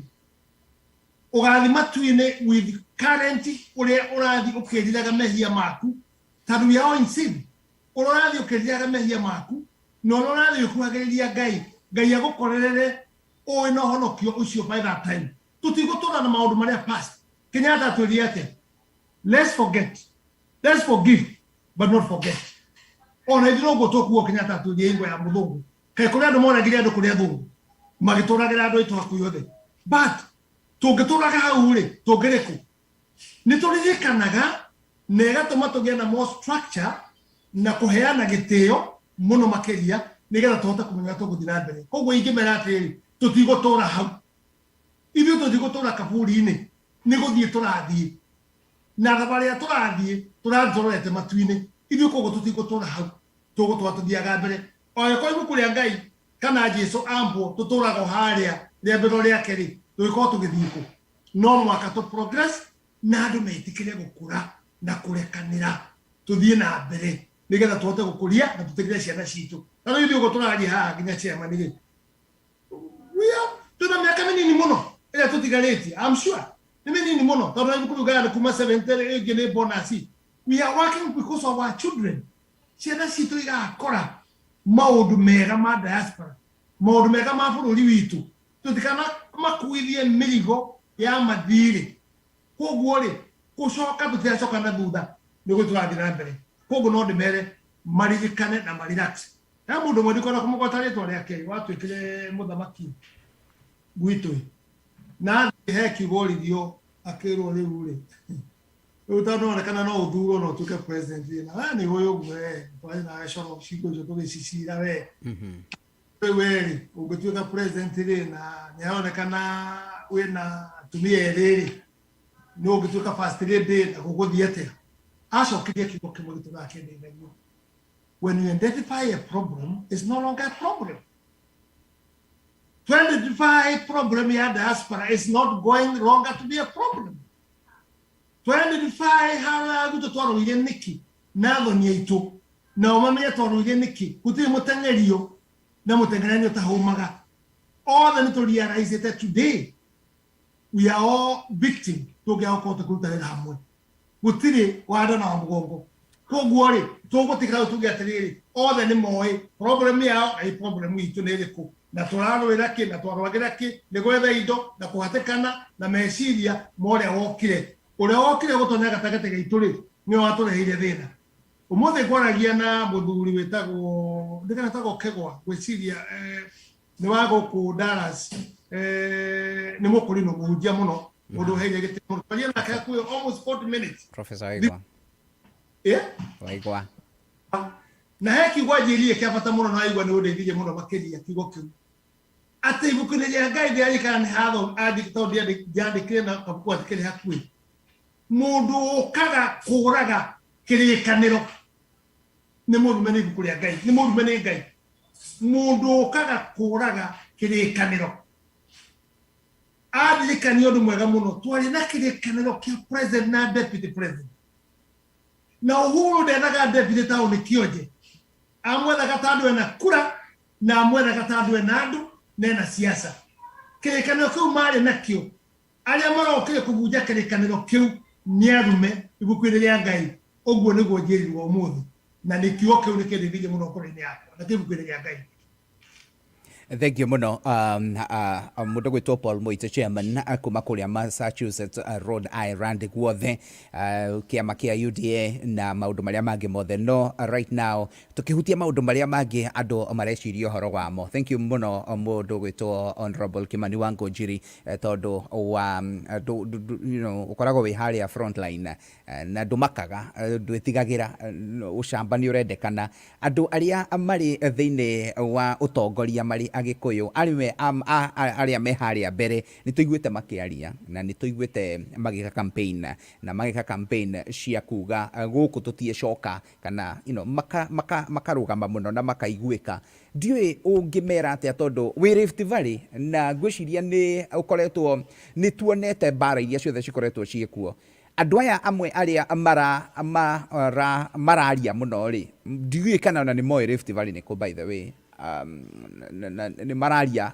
rimwe kinya tukaigua tu githithimukwo na mwe ao ni athuri nikiuria kiaga muno woria tandu wa riri I think you are so good tandu we nikoretwo wikuo na mathina matwa na mo 207 280 we ni moi uria kwahanire na uria kwathire ri na jugaga tani na ngiaje na karijia jiragia nayo ri unguria andu aitu kwanja na kuru county ri ona na marahoya iti ala marahoya iti ona ala macaguritwo riu tikuga ni guciarwo maraciario na maraigana mari ko 207 na 280 na gumationekanire kuhoria ngahia icio kana kwamurania mathina macio no muthe marahoya iti mena mucenane ko munene muno matekulirikana atiriri mari kuna ticiana no moka na maheni andu maundu mamange mahenia maundu maragwetwo ni andu itu kwanja aria memwe na wa kiereweke magathi makigwetaga ironda icio ni maratuhitiria muno andu a Rift Valley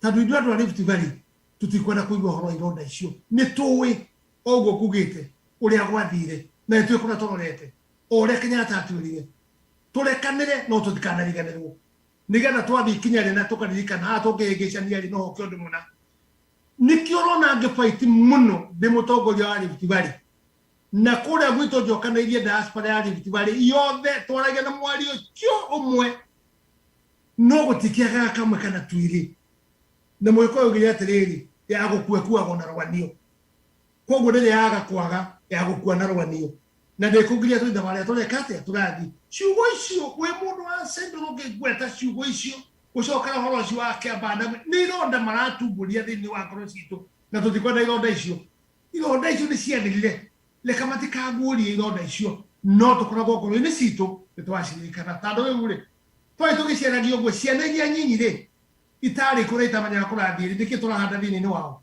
turahanda njuru na riu twi hamwe ta riu ona twabanga na twari hahari umenye tutikarikie ta kuhete MP wa kuria Rodiani twinake guku twaruta wira nake hamwe na miario yao na itu irathio hamwe no menye ni gucenjetie ri kirikanio kia twari nakio na deputy president ri korwo ni teneri kugiri na ngahiha nyingi muno makiria but they are very humble na matohete fathi tukorwo twi mbere tugitongoria maundu matugutongoria nginya mathirikari no ona iko twaruta wira ucio uguo ri ni mero wega muno ciugo cio mathi magicokagira tutigucienda. Let me tell you my friend, tutikwenda horo ucio ni guthi turathi ithui tiga ndio kagwika rwimbo gakuona turathi turorete ku. Thank you so much. Mheshimiwa Moite ndagikoro imwe ni ndiramenya kwanyu mathani mathiathiite no ndikwenda umbagare ngwenda wikariro hau ndagika cigana na tungiheo ndagika cigana na just a few more minutes tondu kamweke gatikoneki now na ndukage kuhe mwanake ndukage kuhe mheshimiwa uyu no nginya twarie nake lazima aje atusalimie. You know what happens. I interviewed President Uhuru Muigai Kenyatta while he was the Minister for Finance and the Deputy Prime Minister. I hosted him. I interviewed the Deputy President while he was the Minister for Agriculture. And there was, these people are so sharp. These people are very sharp. Atiriri mheshimiwa, tareke twari ici na tutikanirire. Niki gwathire. mwitogo muno na Uhuru, mwitogo muno na Ruto, niki gwathire. Are we going to see you working together to finish hau hatigarite for the sake of this community? Mahoya makwari. Ujia neno wadika ni ya na wadu wa huku diaspora de mele kigo kiu. Kidani kiuja ye mwana kwa daudi juna kuja kugata lini. Ida ya kore kanaya na kushoka nila. Tabi bukuya kaya tuli tete lini. Ona mehia manyu magi koromahana dhaka mego tuneha. Kala gai. No amelu hiya mahana the ruji. Isho ni shugo siya gai. Na ni shugo siya moyo siya Biblia ine. Kwa guwale. I'm looking the way forward. Gai ya utawira wake. Nuko tuna amuhoya. And don't be surprised. Gai no alinge kiama. Na gai no atumira mododo wanawe. Ona diaspora gai no amutumire. Mahora matura hoya. One day, adoya amauta wakashoka nile makome kidu kimwe. Na andora mega takati ni makoma kigwa dhoni. No andora to kule to kira. Uhuru haha ni mahitia. Hala dinabere. Oyo naka toka mwena haha menyerera chigo siaku. Tuka ito kage maudu mashio. Hena opening ege tumadu wa shumasho kandelea na tukotu na rayu. Tando ule. Tike kano gito. Gudi uko kura adikinya kutuke ni kuareka. Na Uhuru aga gukoro atosho kandelea ili hamwe na Ruto hamwe na andu ari agi. Tutikotu na dayo mwega. Kogo no turahoya. Tukoro tu hamwe. Iduode. And it's possible. Talo Njeri. I'm good friend of the na wewe ni bale ya duete aldo mnyepekano nake. Kano kia echi amani kia bu da echi amani na kuru district. Na akaruto wale deputy kore agetare wa chesire. Wa kia to ikaraga mbele ya moyo guo. Moyo yako agetwa district ma chairman. Na uneginya akono na ndemo sherere hanini. Na boroche magediete muno no ule ida ya kwa no le gari agai. No le gikinya ai. Gikoro de hari agikete ate. Aya gokoro de. Ko guale ni possible. On hakinya haria. Na hiyo uroto ko kama mudenyo mo yatreni. Doka benya kai ne utagia no. Damo nyiteire ha hai nega na mota kutabia sana. Moshia ni de mokegu. De mo nyitra you never know. Mormo no mo nekane. No ni udeno atuna gomuna no mo makeli ari. A president normal ali in front. Shugo mweshika go kana shera go nero shera yo tambura na adu ali agi. Mali ya shugo isio. President negi yo come na iko igwali mwegi ko de kali muno na ngi muhema udu mali tumuno we mwenyewe. Tando ule he shugo kwa kumuhemo hano mwe. Ibi to Jubilee deputy president ne deputy president wa Ngito na ne deputy party leader. Agadi wa abisi Oko kaiwa amurade na atuju makiuga ne mamu bani go di wabisi ona igwa di ubode ne to do bano go di wabisi president witu eja agoka da gi ya kiugo kiu. Do you think I can keep quiet? Because ne komona really statement you are making you must clarify tado re deputy wa president ne deputy party leader inwe mwenaka ne yimo kama ikajibidi. Then ni waigura mona the mauga na maundu mao na atuju aria maturaga matari haria mari kiama ini na matithuretwo ithio tuthuretwo hamwe na president wagirire guka uge atiriri dauga kuma muthi oroshe dukana kuigwa o haria inge kwira ona mwana chairman na maathikiriria ciana inge ko igithenania na nyina no makoroga mena nyina na uke atiriri ndikwenda kuigwa mugicokeria nyukwa wanyu ringi no makamumwegeteo. Those things ni twaragia nigetha tuone kana muthamaki witu kana ni akunyita horo cio na ni tuwe Ngai no ke muthenya umwe na tucokanire. Tani I'm good friend of him.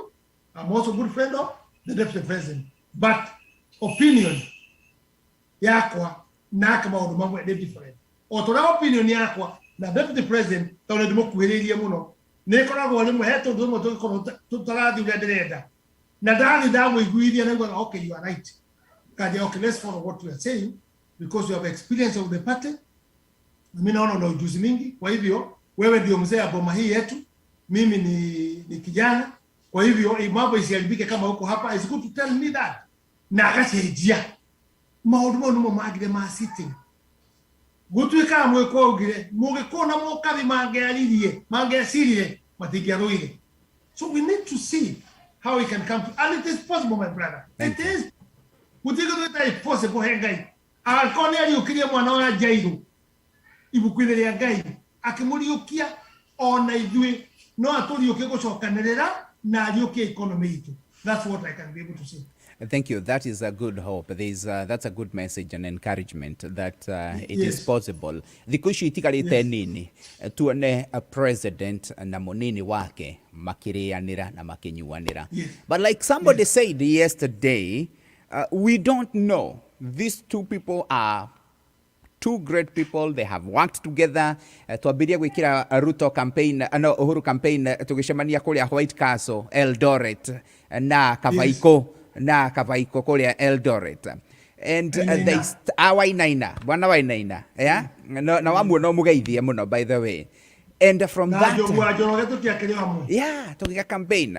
Riu ri andu aya me hamwe muno. Tutiui kana hihi no strategies ciao siasa no rimwe ni tugithia tugakikara twina guoya. Anyway, tukirikiriria Mheshimiwa Moita no nyende ucokere uhoro wa Boston nigetha andu aria meho mamenye, and then after that we'll have our friend who is visiting together with Mheshimiwa Kimani to come and greet us, and we answer one or two questions. There are a few issues. Good morning, Captain Salimia Muhesh. This is from Thailand. This is B. Shop Mehe Wagithomo Ekodo Itagwa, Thailand. Is it possible we Kenyans in Thailand be able to vote without going home? Can we do it here? Are there plans to make us in diaspora vote? We need ballots in Thailand. And I guess, Mheshimiwa, this should be a priority. If it is the law, you are the lawmakers. Can we change the law? We can sponsor that law, by the way. If they need us to sponsor that motion in parliament so that we can participate in an election, we in the diaspora can participate in sponsoring such a motion so that we can participate in the elections. But let me tell you, my friend, there's no motion we are going to bring, any motion. It is there in the Constitution. There's no motion, it's just ignorance. The motion, for what? It is there. And I've already told you, some people in diaspora in Uganda, Tanzania, Rwanda, they are voting. Yeah, they vote. Yes, they vote. It's just ignorance of maybe fearing you or maybe because of the number you have. It's only that. But we are not making any other law. The law is there and it is clear.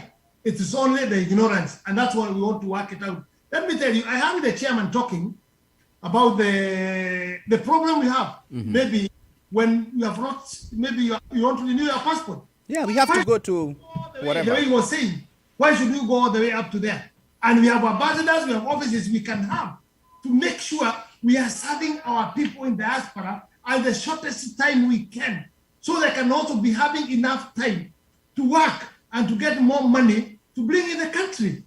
We committed them going very far. And even some of them, sometimes they are not capable to go. Those are the things Chairman is saying, and I agree with him. We have to do something on that, my brother. Promise us that by the time that you fly back to Kenya, after finishing with this current agenda, then you will look at that particular bit of that ignorance of the law, since it is there.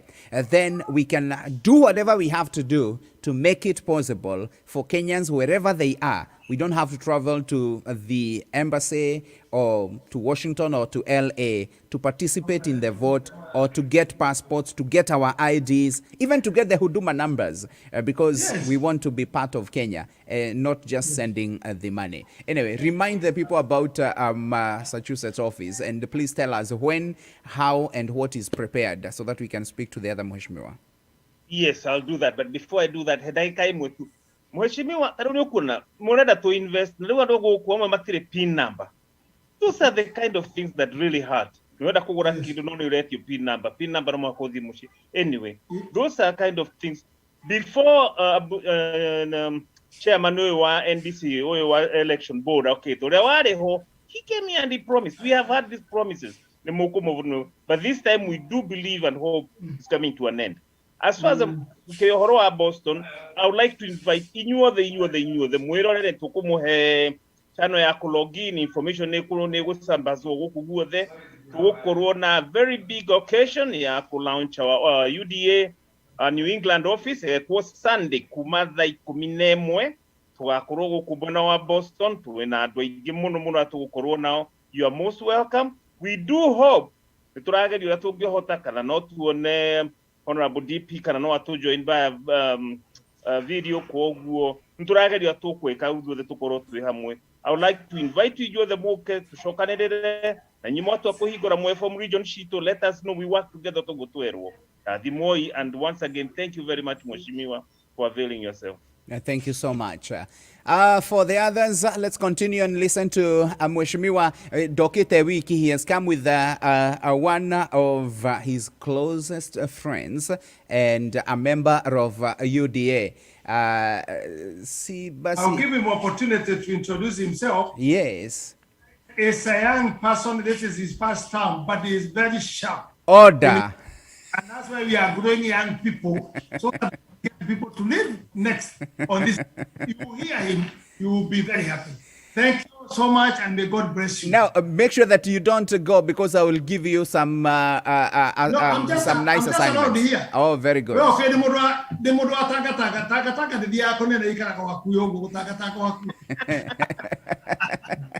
Thank you.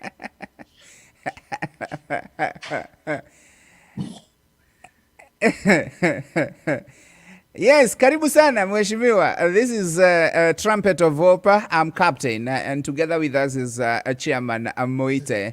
So welcome and say hello to us. Introduce yourself. Oh, thank you, Captain and Chairman Paul Moite.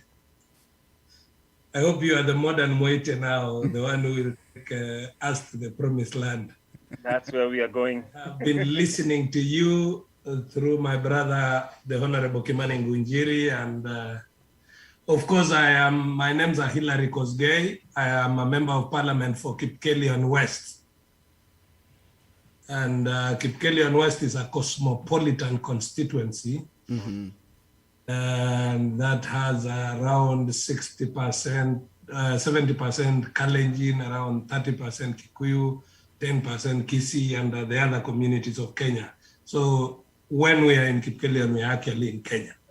So I am actually in order to sit in this meeting. It is a forum that represents the people of Kenya, where I represent in Kipkelion West. Thank you so much. I know there is so much going on, and I know UDA, you people are doing a very good job. So what is that one thing that you want Kenyans in the diaspora to know as far as UDA and the commitment of Honorable William Ruto, who happens to be my friend some years back, but right now he has gone a little bit higher. Reaching him has become a problem. But at least we'll connect.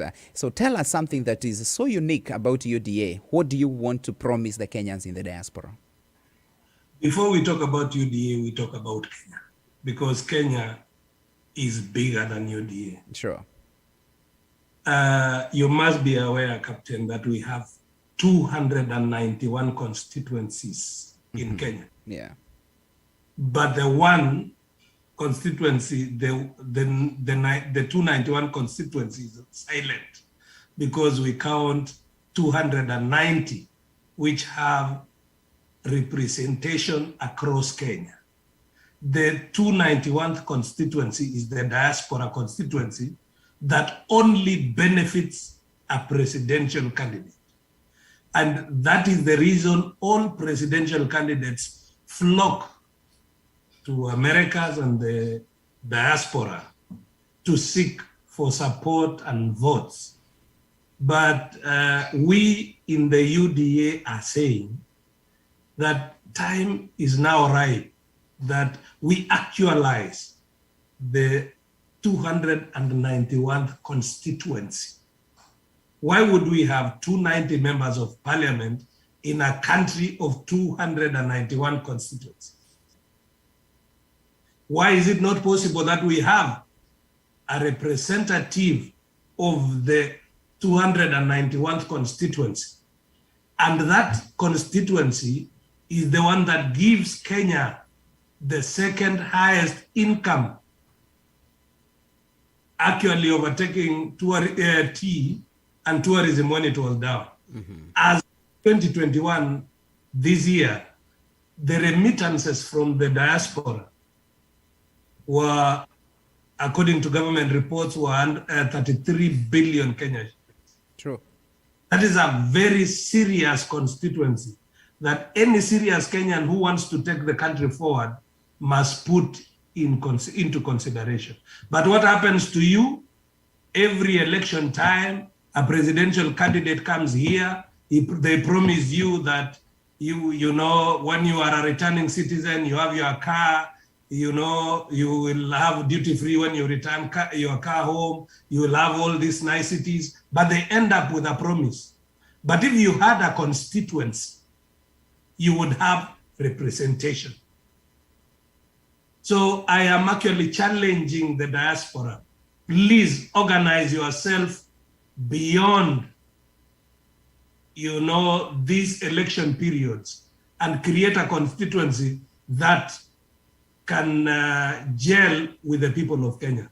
For example, where I sit, I don't accept the idea that we can pick someone from rural Kenya to be an ambassador when they don't even know the route to Washington. And we leave millions of Kenyans who are in this country who can help us if they were given that position to strategically place the country in terms of the benefits of this great United States of America and the connections that the constituency in America has. That's so awesome. It's a big thing that all of us must think together. Can you promise us that maybe you can take that one and maybe liaise with the Speaker and the committee in Parliament that deals with the foreign affairs issues, and then maybe you can discuss that and have an agreement? I will be very happy even to write a statement or a press conference getting that report from you, because we need that. The other one that I would request is the Kenyans who are in Thailand. I guess they are having issues, and there's one who is writing that they really want to get even visas in Thailand. And I think these are the things that you can represent, or you can maybe present to the Committee of Foreign Affairs. My friend, if we upgrade the diaspora into a constituency, this constituency will be dealing with different issues. When I am representing Kipkelion, I represent issues of building schools because it is a rural constituency. I build infrastructure, roads, and all this. A representative of the diaspora community does not need to build infrastructure. He will be building networks for economic development of the Republic of Kenya. And those networks include, but not limited to, the challenges that are affecting our people on a day-to-day basis. The Honorable Njeri told you about the challenges we have in the Middle East, where our people are suffering. Kenyans are, sometimes we cannot even deliver bodies of dead people to our country. You have even raised an issue, for example, that why would you have to travel to Kenya to get an identity card for purposes of dual citizenship, even for your children, while you can get it if you had a constituency, a representation in the diaspora, representing the interests of you here and your interest in the Republic of Kenya. Thank you so much. Now, I know there's all that hope that, and I know Chairman will make sure that we follow up on these promises, because we don't want to. We need to hold these people accountable. Bwana Mwite, yeah. Yes, definitely. Rest assured. They're not getting off the hook this time. Mwite. Thank you so much. You are doing a very, very good job. But as you realize, we need you to be organized in the diaspora the same way we are organized in Kenya. And you see, leadership is rising to the occasion. Someone must rise to the occasion the same way you have risen to the occasion. Organize diaspora constituency, make your agenda felt by the leadership. Kufanya ile memorandum of understanding. Hii memorandum za zingine zinarushwa bwana baada ya uchaguzi. Mimi nataka tukubaliane tujenge kitu ambaye inapita hii mambo ya makaratasi. Moite, thank you so much. Now, Kenya is a very rich country. This is Ruth Nyambura. She's our secretary in the Trumpet of Hope Media, and she's based in Pennsylvania. Kenya is a very rich country. If these leaders can invite potential investors, na sio kama our SGR investing with them and then bringing their people to work there. It is very unfortunate, by the way. Equip the farmers too. When I interviewed the Minister for Agriculture, then he's now the minister, he's now the deputy president. Man, that guy is brilliant. I'm telling you, I interviewed him while he was the Minister for Agriculture, Mheshimiwa Ruto, and I hope that we will get an interview very soon. This man has a bright, brilliant mind. Oh my goodness. Tell us something about this man who is your boss up there. What do Kenyans? Just tell us something small. Captain, I think the time has gone, but let me tell you this.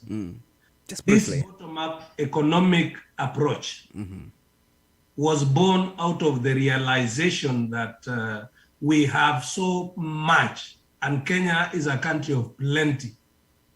But this so much is in the hands of so few. That's the thing. The country is suffocating within itself. And you must be aware, Captain, that we have 47 million Kenyans. Out of these 47 million Kenyans, 25 million of them are children below 18 years to 0, meaning they fall under the category of dependents. They don't pay tax. And the balance of that is 22 million adults. Out of that 22 million, 6.5 million, or rather less than 7 million, contribute in the process of gainful employment or business that can be taxed.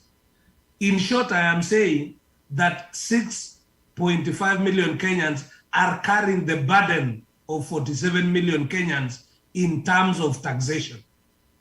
All what the bottom-up economic approach wants to achieve is to expand the tax base at the bottom by bringing the other 16 million or 17 million Kenyans into the bracket of taxpayers by offering them opportunity. The same way Bill Clinton offered them opportunity in 1992 by creating the Community Development Financial Institutions Fund, which was providing federal funds to institutions that are affecting rural setups in America. We have said that CDF is not enough. We have millions of Kenyans who have a lot of talents, but they do not have seed capital to bring their dreams to reality. True. We are saying that it is time to attack the ground with resources to spur economic activity down so that we expand the tax bracket from 6.5 million to probably 10 million or 9 million by 5 years. By so doing, we will share the pain of paying the irresponsible loans we took from China and other countries, and thereby offering opportunity for economic growth from the ground. Na tunasema, unajua Captain, ya kwamba tukifanya chini ikuwe sawa, juu lazima ikuwe sawa, na isipokuwa sawa itajipanga. Thank you. So we are saying, in terms of the bottom-up economic approach, we want to give opportunity to those people who have been left over the years. And we are doing this in a multi-pronged way. We started the TVET education in Kenya as on a local ground, where we are giving people skills that will help them escape poverty.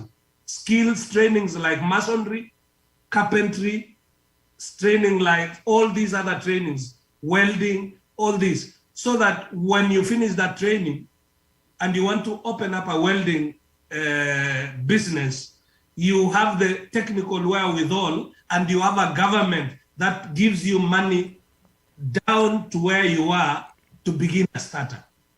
That is the only way for us to make meaning to this economy. Secondly, we are looking forward to you guys in the diaspora. We are saying your remittances must no longer come to Kenya through in form of handouts, because as it is now, they come in form of handouts, because you send some few dollars to your mother, she becomes temporarily happy. Someone sends some few dollars to the brother, the community becomes happy. You know, it doesn't help economic development. We can consolidate these funds that you bring from diaspora and make an economic impact that can help those people you are giving those handouts. It is a whole concept that we are saying we have a crisis. Kenya is in the down, it's going down, and we want to change and reverse the trend. And reversing the trend, we will do it from all corners. From the diaspora, we'll have local solutions, we'll have economic solutions that are, programs that will attack all these problems from all angles.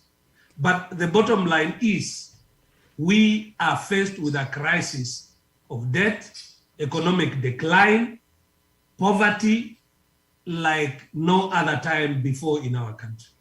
Wow, thank you so much. And that is very good. And as we wind up our program, I want to make sure that things are good. This is the Trumpet of Hope. And right there on the screen, a few last questions so that we can close and wind up. Mheshimiwa, thank you so much for coming in. This is awesome. It feels good to have all of you. Bwana Muite, thank you so much for organizing this launch for the UDA office in Massachusetts.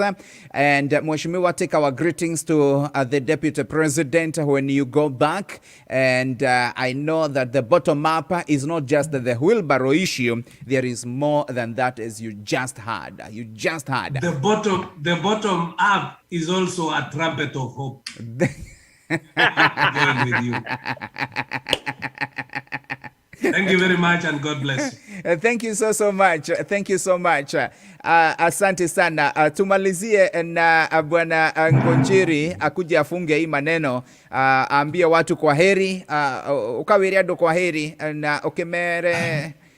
Can we, waheshimiwa, tell us about Huduma number, because we people living in America now know how social security work. Hii maneno ya Huduma number, by the way, ni toguri vatara muthenya umwe. Muite please ndugithondeke rimwe andu aya moke mathuthomithio horo wa Huduma number from all corners. Ndugithondeke horo ucio. Anyway.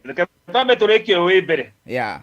Tambe turekio. You know, ora itakumwera ningetaka kuambia kiwazi, that's the problem we're having in the country, in Kenya, because things are done without passing the procedure.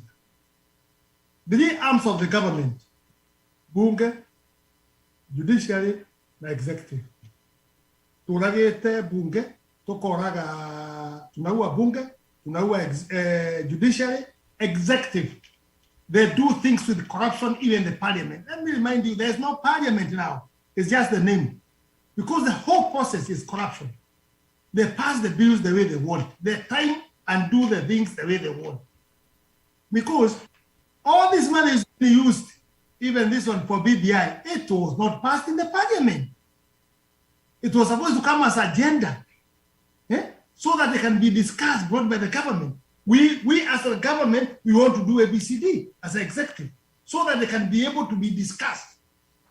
Na iwe framed kwa kisheria, so that now judiciary can be in between if anybody will go out of what was passed in the parliament. But nothing.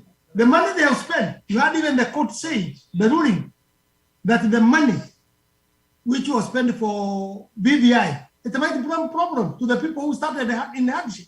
It might bring a lot of problem on that later.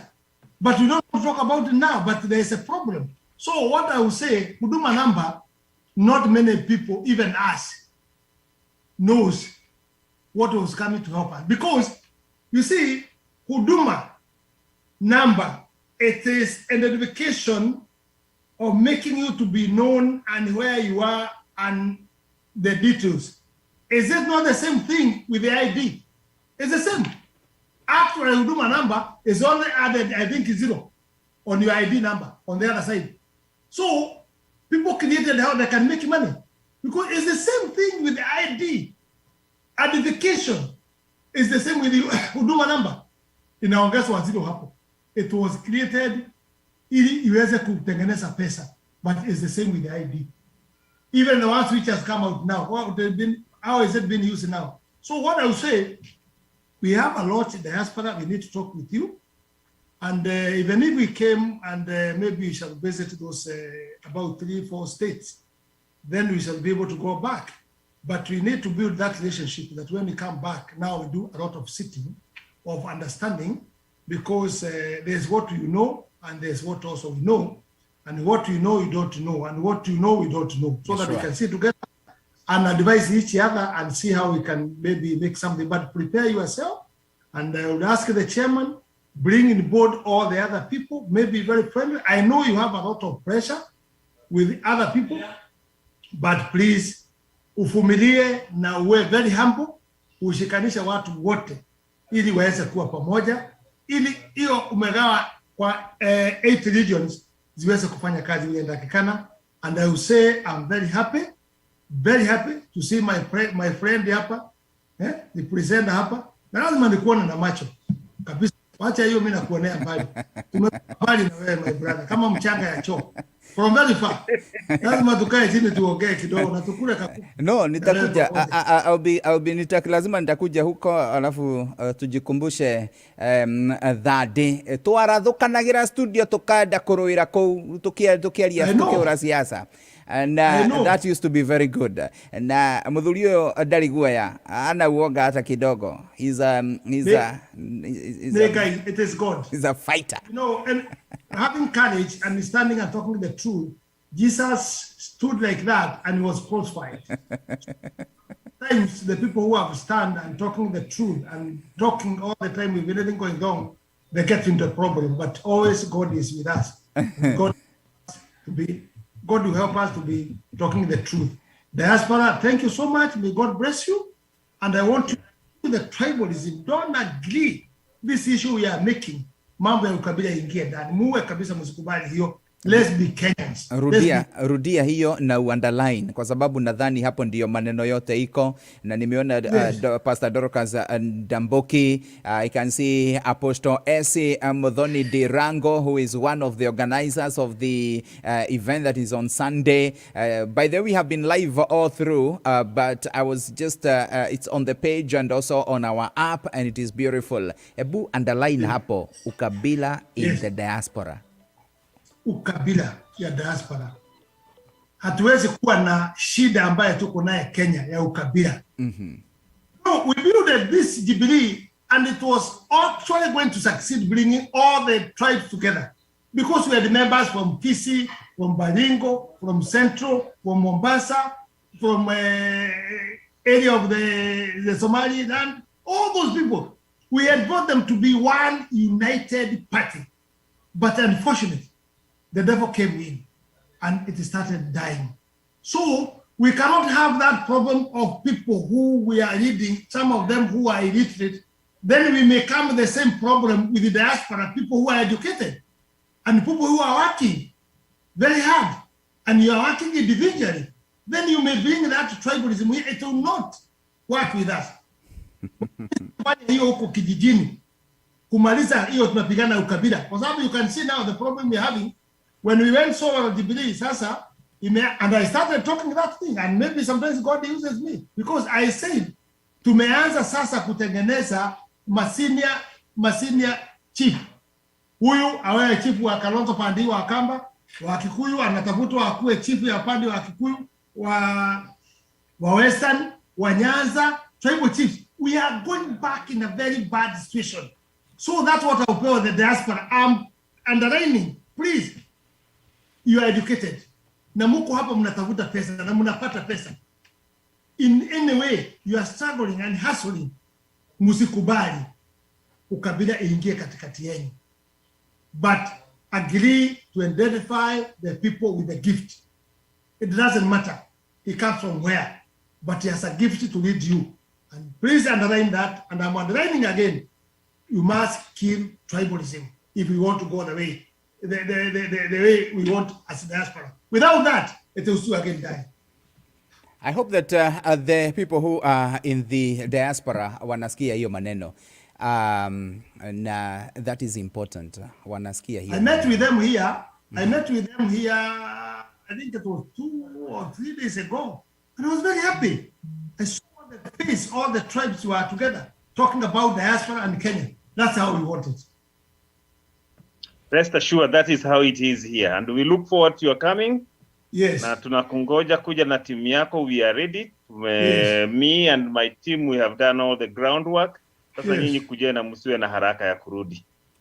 Mimi ni mtu ya mkono. Ndakuja.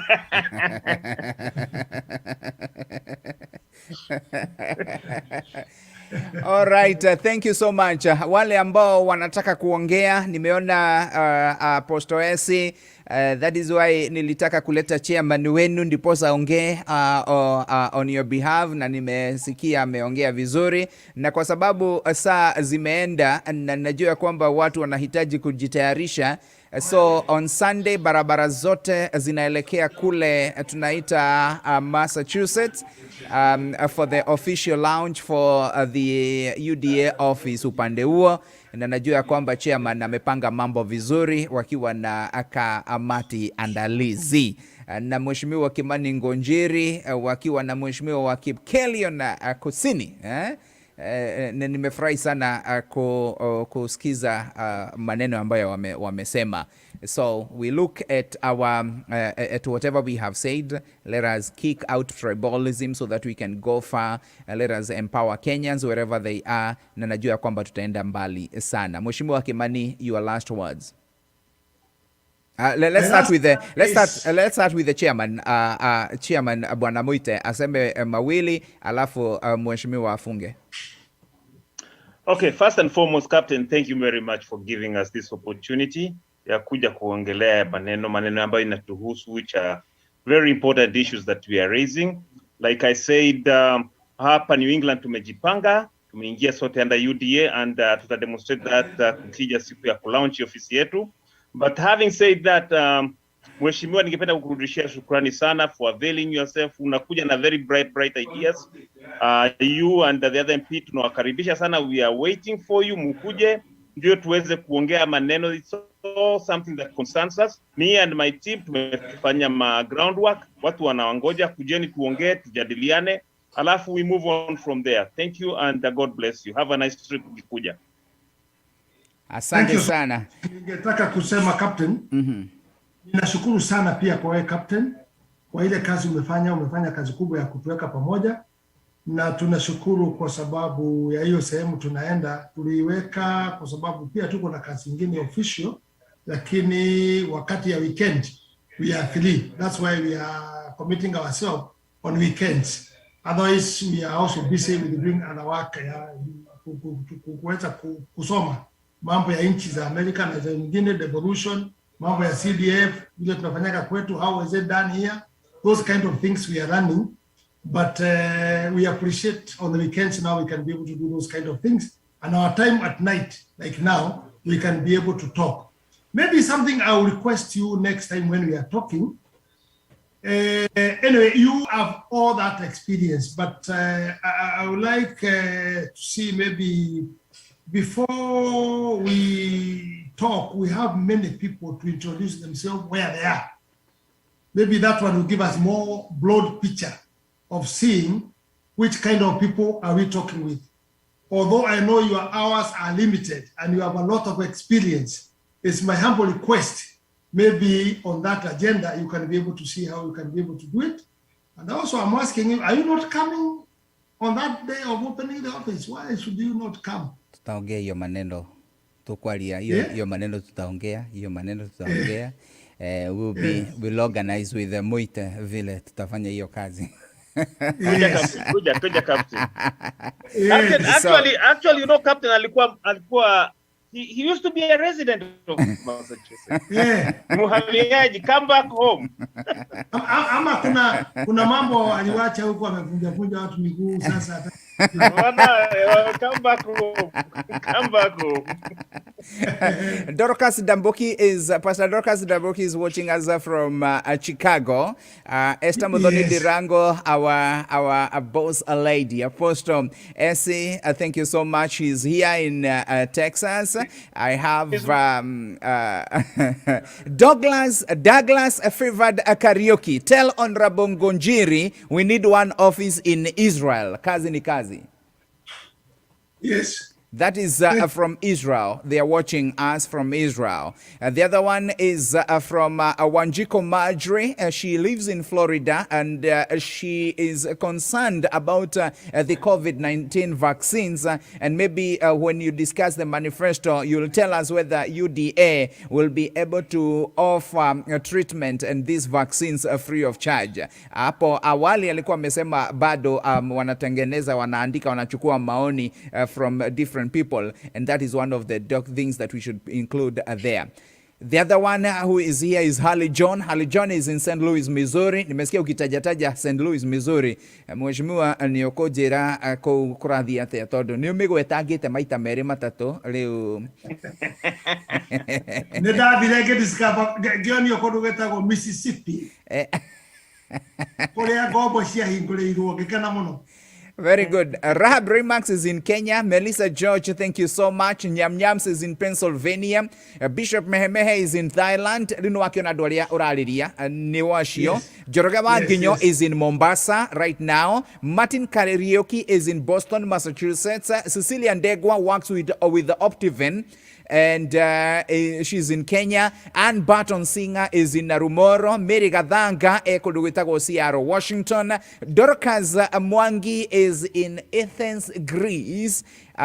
Thuo wa Mahiga na mundu gwitwo Susan Kuria kuria Roiro Dam. Kate wa Paul Massachusetts. Monica Bukinya Denver, Colorado. Lawrence Larry is actually just where you are in Makini hauogwo. Oni muhuri wa biashara Jorua, and he's my brother, and nani yakuragetie ciuria nitucoketie Kimani wa Gatura kuria Kavukole Muru. Rino wakiona andu aria winao. Aida Gikuru is in kuwuthiaga kuona Mississippi, St. Louis. Aida Gikuru MD Minor right now ario biashara-ini ciake. Tukiaria hindi wingi makundu gwitagwo Arizona, and you know all these people. I see Vicky Damagitao in Nakuru, now Nakuru City, na hiyo inakuwa maneno mzuri. Lenny Wang, Robert Major is in Oklahoma, na si umesikia hiyo sasa watu wote. So you can now tell the different people. Esther Gashoke is in United Kingdom. Esther Gashoke is in United Kingdom. That is where she is watching us from this morning. Greetings from Reverend Waigwa, Professor. Mekusalimia. He actually is also following us. Na alikuwa ananipigia ili tupange hii maneno. Alafu akapata kweli umeingia ndani. And that is good. So thank you so much. So greetings to Mheshimiwa, mwambie we support him. One is because of the things that he has been doing. Mwambie tunasimama na yeye, tunataka kuona Kenya ikienda mbele na mambo ambayo inaendelea.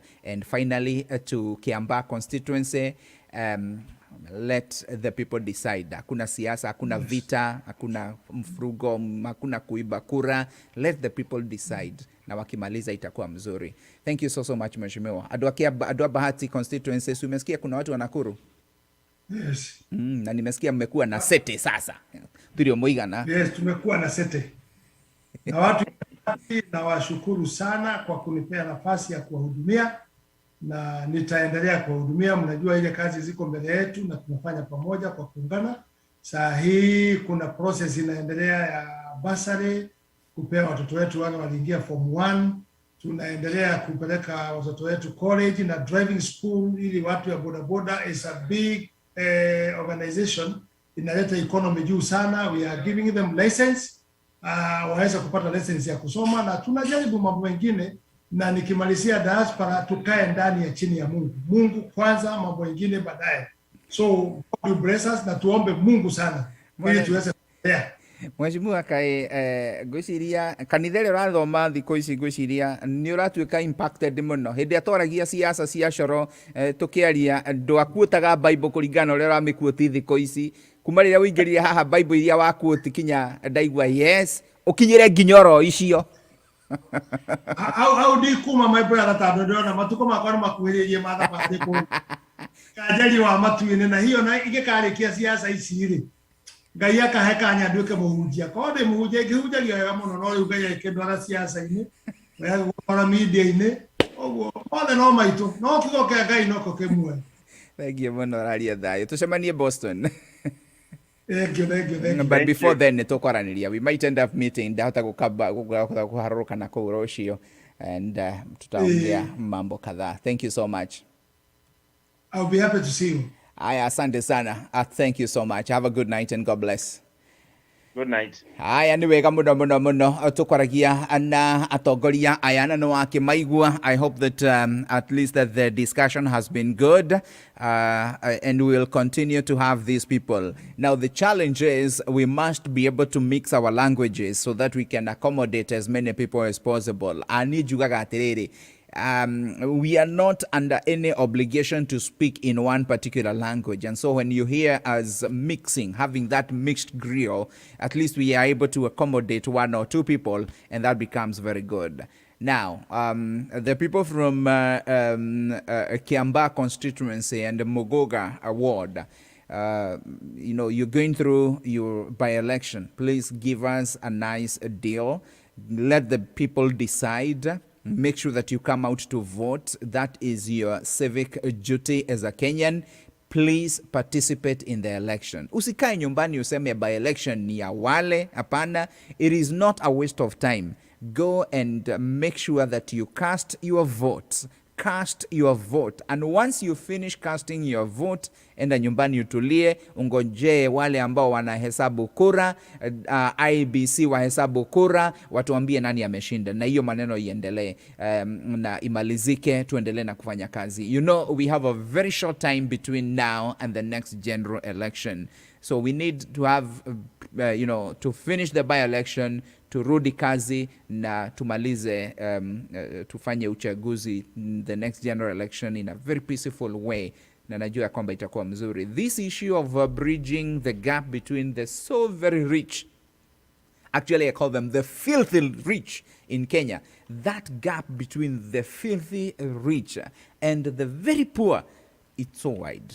Na hiyo ndio inafanya unaona kama sasa ukule South Africa, wakati ambapo walianza misukosuko, watu ambao wanafikiria ya kwamba the government doesn't take care of them, wanaenda kuiba na kuharibu mali ya wale ambao wako nayo. Na hii maneno sio mzuri sana. South Africa right now, they actually need a lot of prayers and a lot of servant leadership and a lot of wisdom. I hope that the president will, be wise and the court so that they can deal with that issue. Rimwe ti wega andu gwikaga maundu oro uguo matekuhiga. Right now, that country is burning. It is burning. It is bad. And we don't want that in Kenya. One of the things that we can be able to prevent such issues is bridging the gap between the filthy rich and the very poor. Andu marare thayo aria marathie toro na waria kwa gukire rucine magithie mawira-ini nigetha tukigia na kindu tungikiria, tukigia na kindu andu mangiria. So thank you so much. God bless you. It was nice being together with you. Have a very good night even as we proceed on. Remember, Bountiful Safaris, the company that is giving you an opportunity to kutembea na kujionea nchi yetu. The Mara migration is on, and Kabnia Bountiful Safaris is giving you an opportunity. I want to give you the numbers to call so that you can manage at least to go and visit and witness the migration. Ikoni kwenda guthie Masai Mara, ikoni kwenda guthie Serengeti, no, Serengeti is on the other side, Masai Mara, Akonde kwenda guthie kuria gwitagwo Tsavo. If you want to go to Mount Kenya, if you want to go to Elementaita, if you want to go to Mombasa, the Diani beach, all those beaches, by the way, that's the thing. You can actually visit bountifulsafaris.com and you will be able to learn more. Bountiful Safaris, nabasho share the money 0724-840-482. And at this time, the biggest package that they have ya gutuma ukenie maitho na wicokerie ngatho ni kindu gitagwo the migration. So make sure that at least tumesonga mbele guthie kinyagia kuria Mara. Taingira thiini wa website yao thaici ya Bountiful Safaris na ni ukumenya makiria ingira thiini wa website ya Bountiful Safaris na ni ukumenya amaige makiria. So God bless you so much. Have a good night. Becky Gitau, thank you so much for being here. We sure pray for South Africa. Yeah, we need to pray for South Africa. Na watongoria twamuhoera please mugakihuthagira mahoya macio mutikae kumaitanga. The minute we pray for you, be good by being wise in your leadership. Yeah. So I told you about Bountiful Safaris, and this is their website. Naivasha, Nakuru, Elementaita, Hot Deals, and Shipai Resort and Spa, and then Sarova Woodlands, the 2021 Stunning Beach Vacation, Exotic International Holidays, and then right now we are talking about the Migration Safaris, Shia 2021. Ugithidi in our website here, Bountiful Safaris, New Kuona, the private Mara Migration, the Mara Migration group joining, and you can just book right on the website. Manyata Camp, Jambo Mara, Lenchada Camp, Kanamara Sopa. All these packages are there in the website. Noguhinyo kohinya www.bountifulsafaris.com, and then hawogwa okehinye kedogetago the migration. Irashona 3 days Masai Mara wildebeest migration. By the way, and then the group joining, you just click there, book now. Itarugo koro niko book dira book thaisi igia book thaisi haha book now, and then ugakiona uria process yo eguthie kahora. You put your name, your last name, urenda guthiere, and then you confirm booking. Na inakuwa very simple. Na basi hawogwo info@bountifulsafaris.com kana 0724-840-482 ukwali na mundu witagwo Esther Njoroge. Elizabeth Michaels ndugathie Kenya ucoke wage guthie thini wa Bountiful Safaris acio ni megutwara kuria kwagiriire. Mundu gwitwo Esther Gashoke, thank you so much. Thank you so much, na mambo inakuwa maridadi. So thank you so much, have a very good night and God bless you. Bye bye. Shalom. Shalom, shalom.